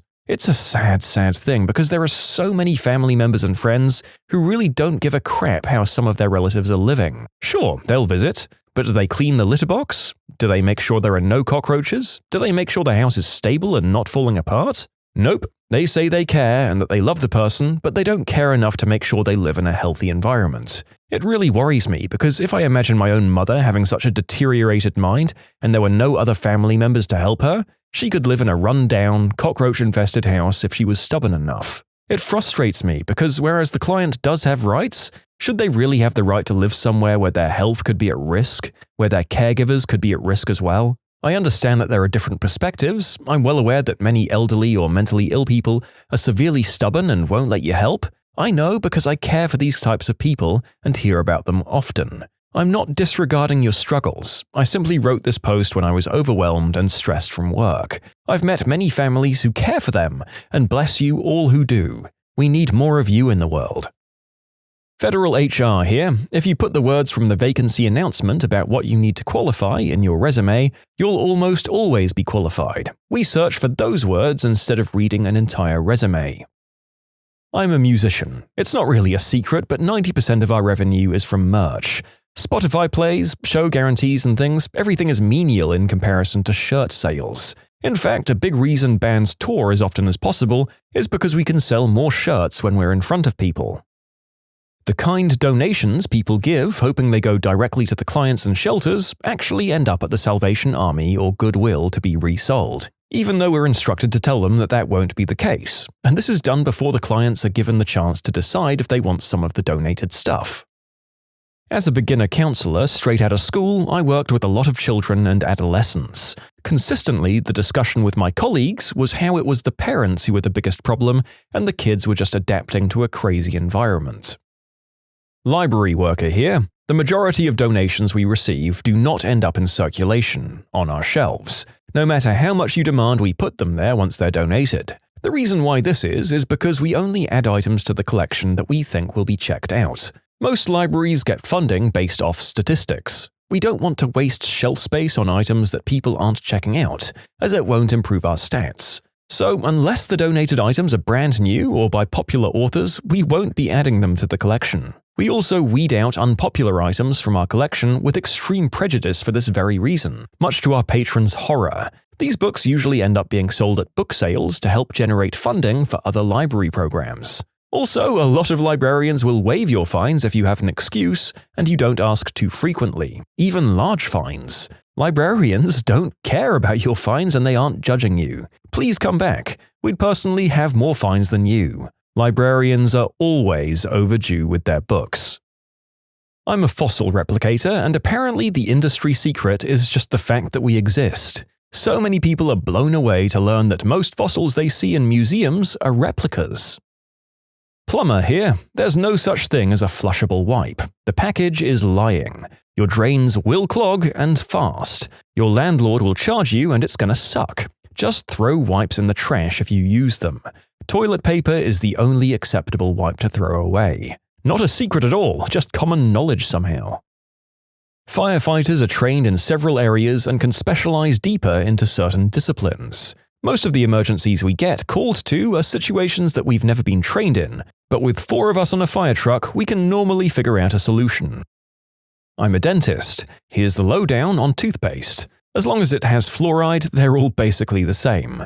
Once when I was in dental school, the Colgate lady came by and said that everything that says Colgate Total on it is exactly the same. The only difference is the packaging. So whether it says whitening or gum protection or whatever else it is, it's all exactly the same. The exception is sensitivity toothpaste, typically. It does have an extra active ingredient, KNO3, which helps with sensitivity. Don't ever feel obligated to buy the expensive toothpaste because you think it will be better for your teeth. Just buy whatever you like best.